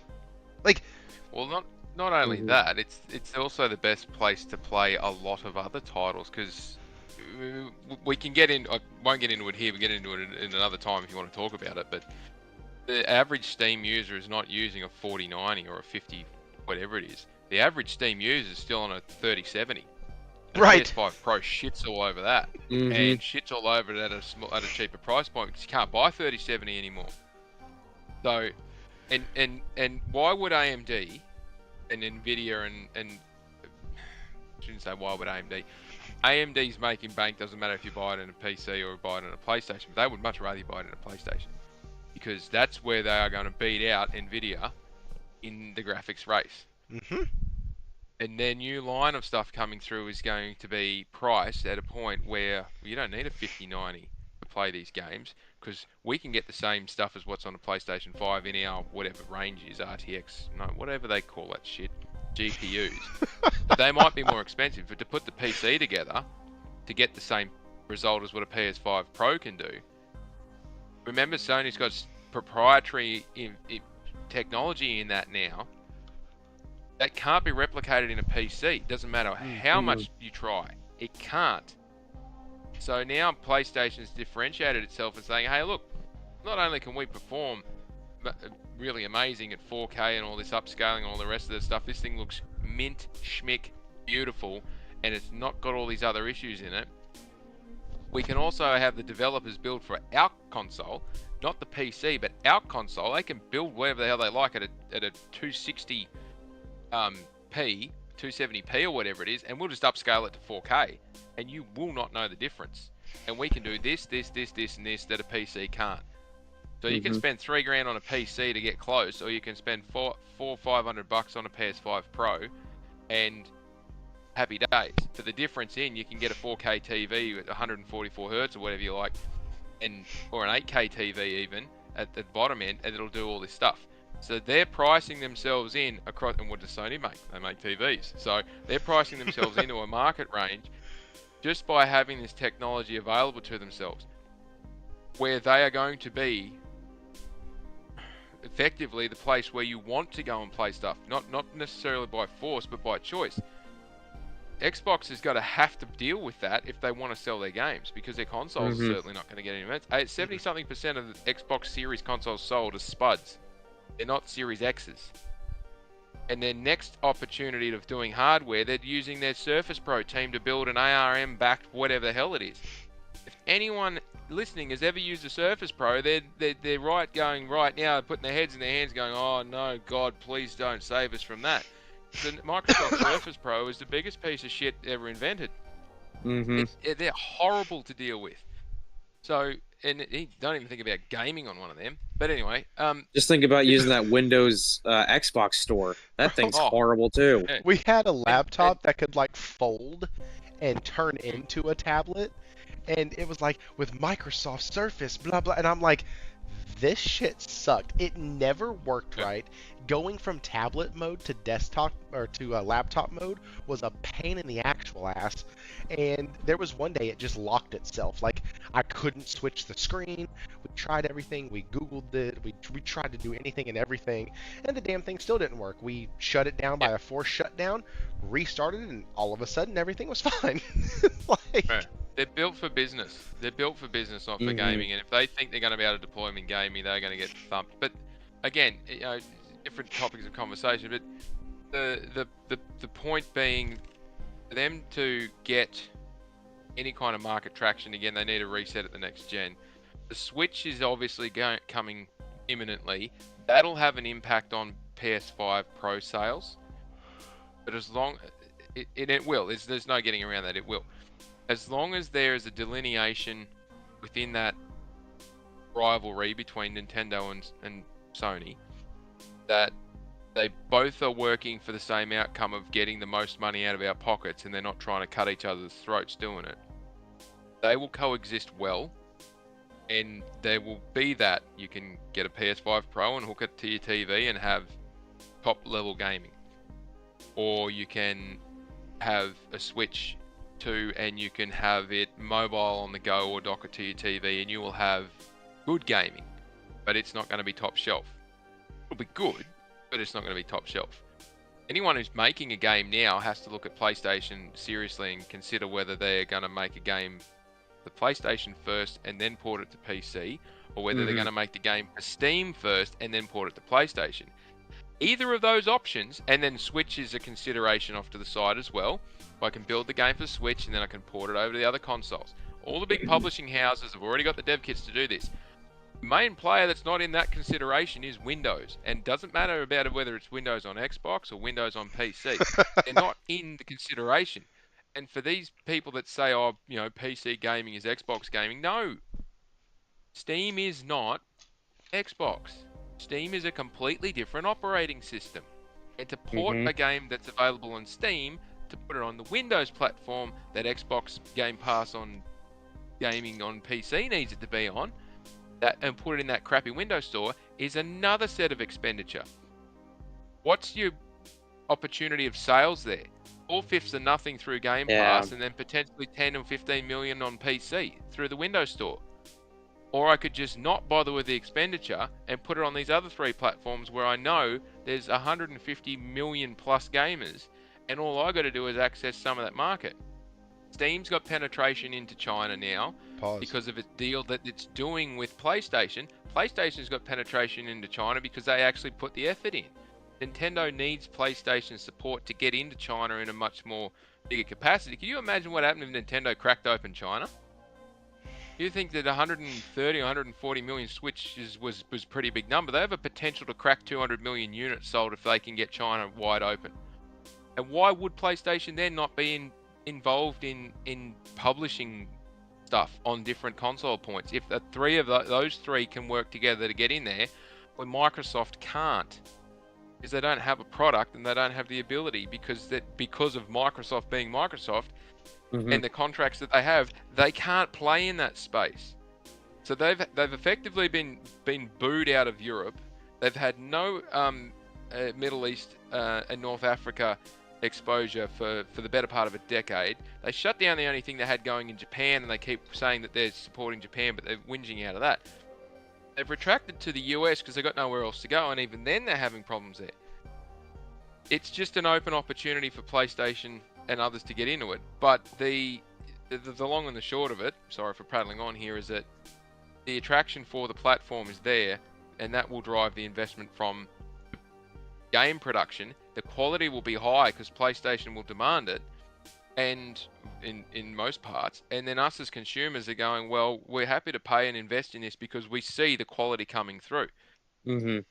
Again, I don't think they'll crack 120 million units at that price point, but geez, who cares? 100 million units sold and they're making bank off us.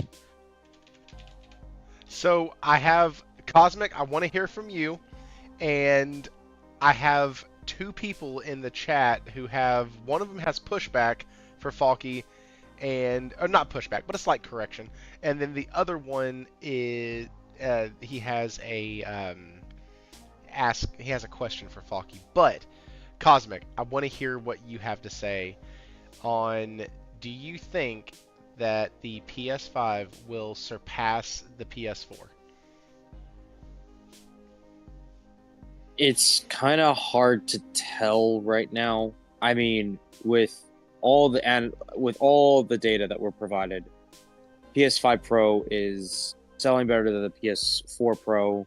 PS5 is just like a smidge behind the PS4. 1.3 million units.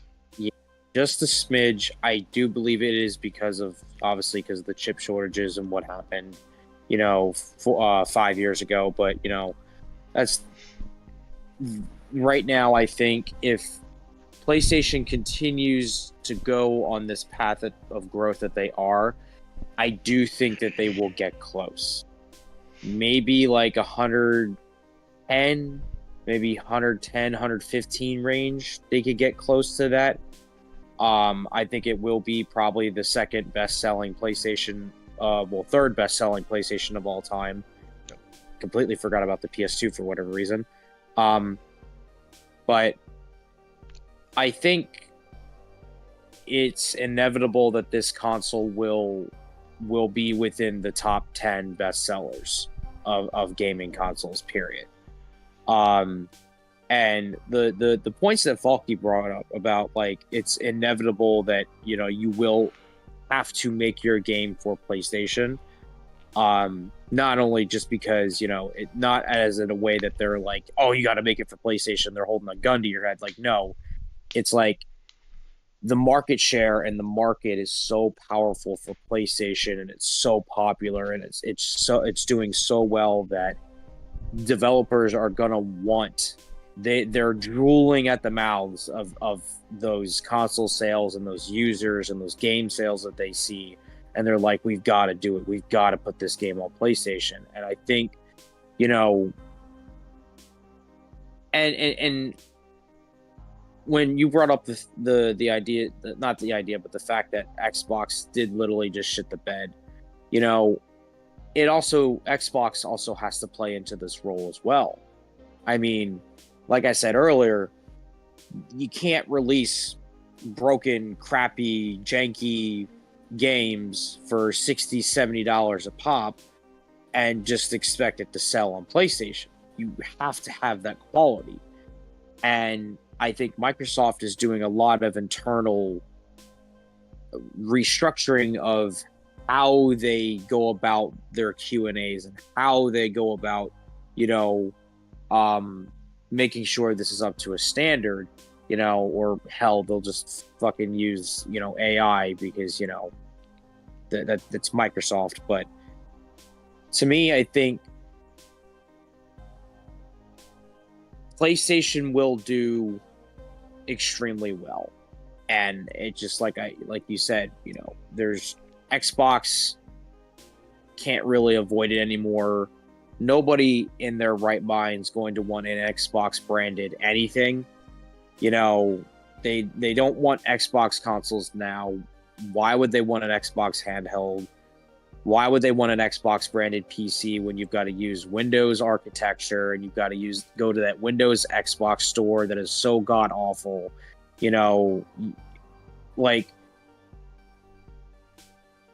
I just think that Microsoft, is put themselves in a corner, when it comes to their game releases.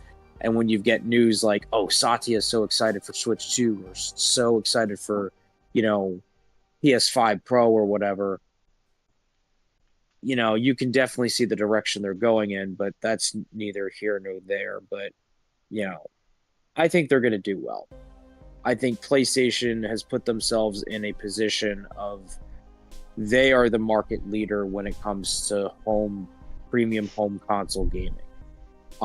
Will the Switch 2 affect their console sales? I don't really think so, because I think kind of both can coexist at the same time without either one of them cannibalizing each other.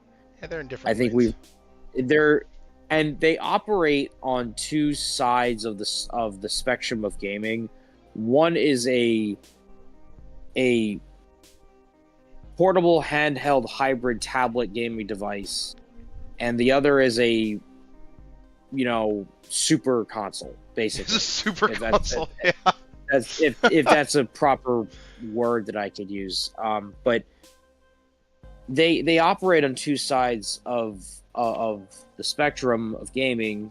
One does their thing, the other does their thing, and the other two kind of don't intertwine. They don't really kind of bite at their ankles. They don't bite at each other's ankles of the market share. So it's kind of like, well, these two can coexist, but Xbox can't because, well, we all know why.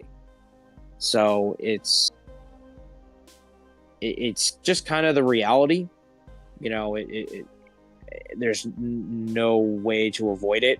And I definitely think they'll get up there in the hundreds. But that's what I think. I'm gonna go ahead and side with my buddy Hero Down Under. He thinks it's gonna be at 130. I'm not gonna go that high. I'm gonna say 125. I'm gonna say 125 is where we end. Speaking of end, Falky, do you have time to answer one question? I have time to answer as many questions as you dare to give me. Okay, so this is from Josh. So first, Warawana did give you the correction on the sales split now. As far as what we know now is 50-50 between the Series S versus the Series X. Now, obviously that is projected. That is what we can extrapolate. That is not from Microsoft because they don't share that shit with us. No. So I'm happy to be. I'm happy to take that under advisement. The last information I had, the US was the best one out of the US is Circana because they actually track this crap at retail. They had in the September quarter they were saying that the total lifetime to date for the Series X was 58% and the Series S was 42%. That was for US only. the last information coming out of Europe was that it was almost an 80-20 split, with the Series X hardly doing anything. So I'm happy to take that under advisement. I'm not saying that my rounding of for the commentary is absolute, because it's difficult to judge. Because they don't tell us anything. Because they don't tell us directly anything, so we've got to rely on the amalgamation of different tracking businesses across different regions, and some of them get the big profilers and some of them don't. I think Amazon was reporting that the Series S was the more predominant seller than the Series X, and Sakana doesn't track Amazon sales.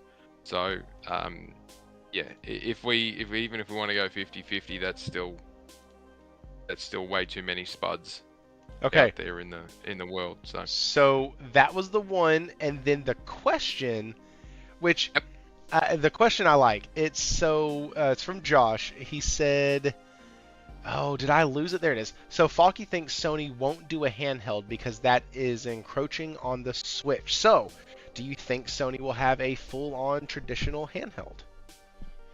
I am yet to be convinced that they think going to war with Nintendo is a good idea.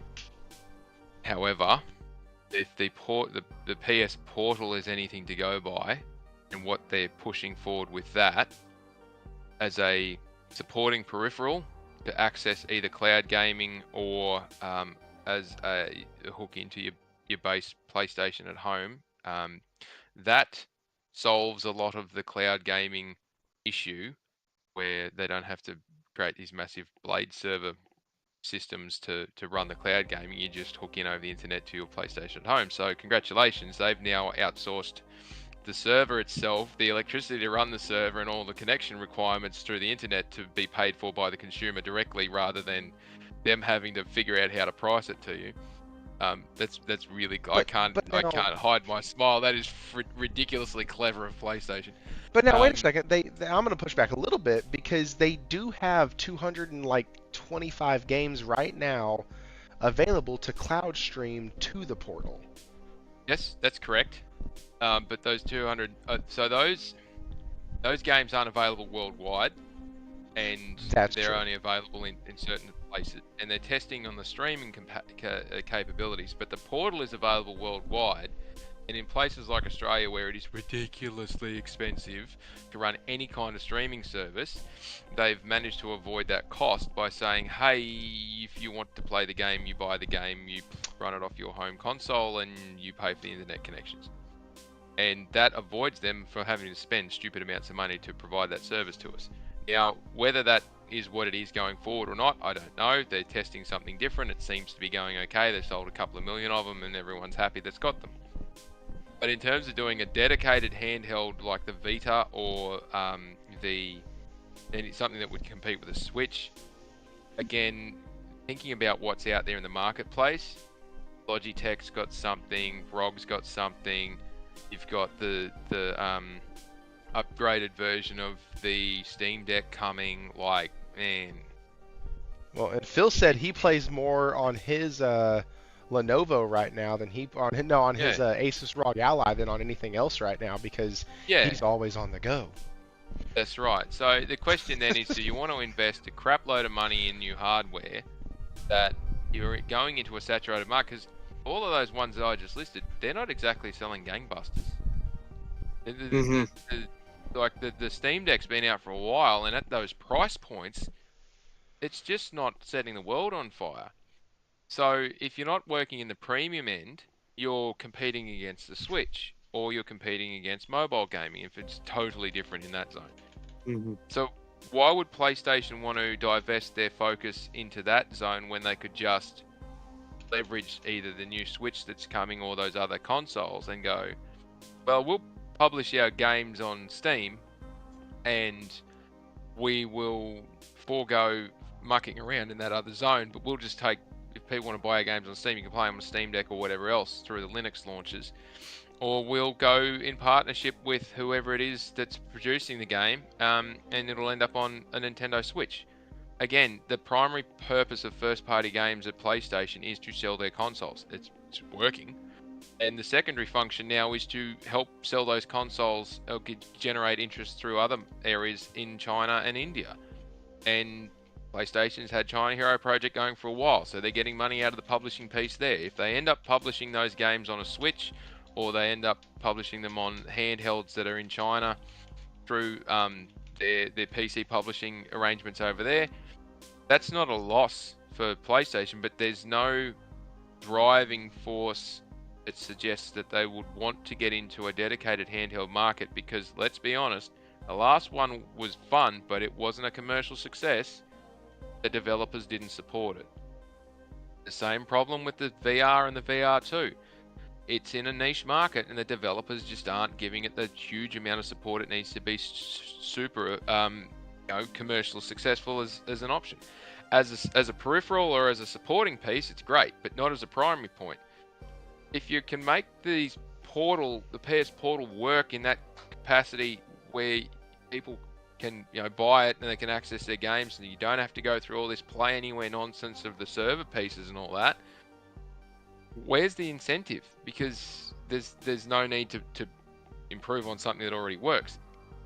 If they go into a handheld, they're going to have to, imagine the size of the damn things, to either have the memory to support a terabyte or 2 terabytes worth of gaming data, and the heat that it would generate trying to pump out 4K on a small screen. It's really getting to the realm of they would do it if there was an opening in the market, but for what they're focused on and the amount of money they're currently making, just not seeing the risk profile stacking up in the business case, particularly if they want to not fuck around with Nintendo and find out. Yeah, and I think that's kind of the big thing, is that how deep in do you want to go? I'm totally fine with a Portal device, or Portal style device that's a cloud gaming device. I think that's awesome. I do want something that natively saves. I want something that at least has a feature that I can play my games kind of natively through the cloud streaming, and then when I get back, and this is what I talked about in one of my videos, but when I get back home, once I get within the Wi-Fi range, or once I relink whatever to my PlayStation, it automatically syncs my save data. If I have that feature turned on to where it'll sync your save data and let you, I could play Final Fantasy VII Rebirth cloud streaming and then get back home because I already have the game or whatnot, and then play it on a hard copy, and my save data would link up. I want that kind of integration, and if they do something like that, I don't think that's stepping on Nintendo's toes, and I think it's growing the functionality of what the Portal can be without making it go full native. What I'm asking for is kind of a native cloud hybrid, where I can play everything I want to via the cloud if I've purchased it, but when I get home, it still links into my PS5, meaning I'm not trying to say, hey, you don't need to buy a PS5 to use this device. Does that make sense? Yeah. It's the same. It's kind of a soft launch, or the PS Portal to me with cloud streaming is kind of a soft sell way to get people, a budget way, if you will, to get folks into the PlayStation ecosystem, because $200 for the Portal comes with a charger, everything you need out of the box, plug it in, sign up for PlayStation Plus Premium, you get access to 212 games straight out of the gate that you can play, and it's not just shovelware. Final Fantasy VII Rebirth Remake is on there. Final Fantasy VII Crisis Core Reunion's on there. I think Horizon's on there. Good titles are on the streaming service for cloud. So and they play beautifully on the Portal.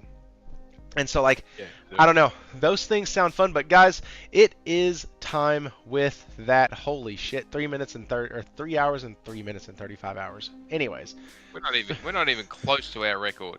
We're not. We're not. Next week maybe. We've dropped one. I feel badly that I've held him up for so long. Oh, he's back. He's back. Cosmic, did you fall asleep on us? Did you? I shouldn't say anything. I got union approved overtime to do this last 15 minutes. So it kicked me. That's what happened. It kicked you? That's he hit weird. the Yeah. time limit and bumped him. That's Well, weird. I don't know what well, happened. All right, so we are That's going to right. go ahead and get out of here. CosmicHero, where can they find you? You can find me in the Discord. I have a YouTube channel. I'm gonna be getting that up and running soon. Do not follow me on X. I do not use X. It is nothing but a cesspool of ignorance. So I no, just no. Just so YouTube and the Discord. That's the only way you're gonna be able to find me. That's funny. Okay, so the one time I don't put your channel in the description as a link is the one time you're actually going to mention it. That's fucking awesome. Okay. I will update that, no problem.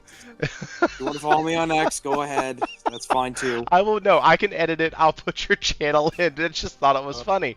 Funny. Faulkner. Jesus, Yeah. I am so tired. Faulkner. Faulkner. Oh, shit. Hey. Falky. David, What's up? Mr. Faulkner. Yeah. Where the hell can they find you? You can find me sitting in my office at the moment. Just about to wrap up a podcast. If you really want to find me though, you can get me on Twitter or X at Forky87. Yeah, it's I find it as like the ultimate reality TV bloody amusement. Like, I shouldn't find it amusing, but some of the crap you find on there is just, you shake your head and you go, yeah, well, that can't be real. But anyway, you can find me on there if you've got any questions, queries, or comments about stuff discussed this evening. Happy to have a chat. Otherwise, you'll find me poking around on a few different shows here and there whenever people stump up the cash to get my opinion. Yeah, it's that's alright. I give really cheap rates. I'll show up if you just ask. So, Hey, sometimes he'll actually ask you to show up. It's pretty cool. Yeah, that's true. All right, but yeah, no. Other than that, just find me poking around. Hit me up if you got any questions. Otherwise, yeah. It was requested in the chat by Hero Down Under that you get your own podcast. He said that. He said he needs to get his own podcast, and I concur, and I tell you that every time you're on here.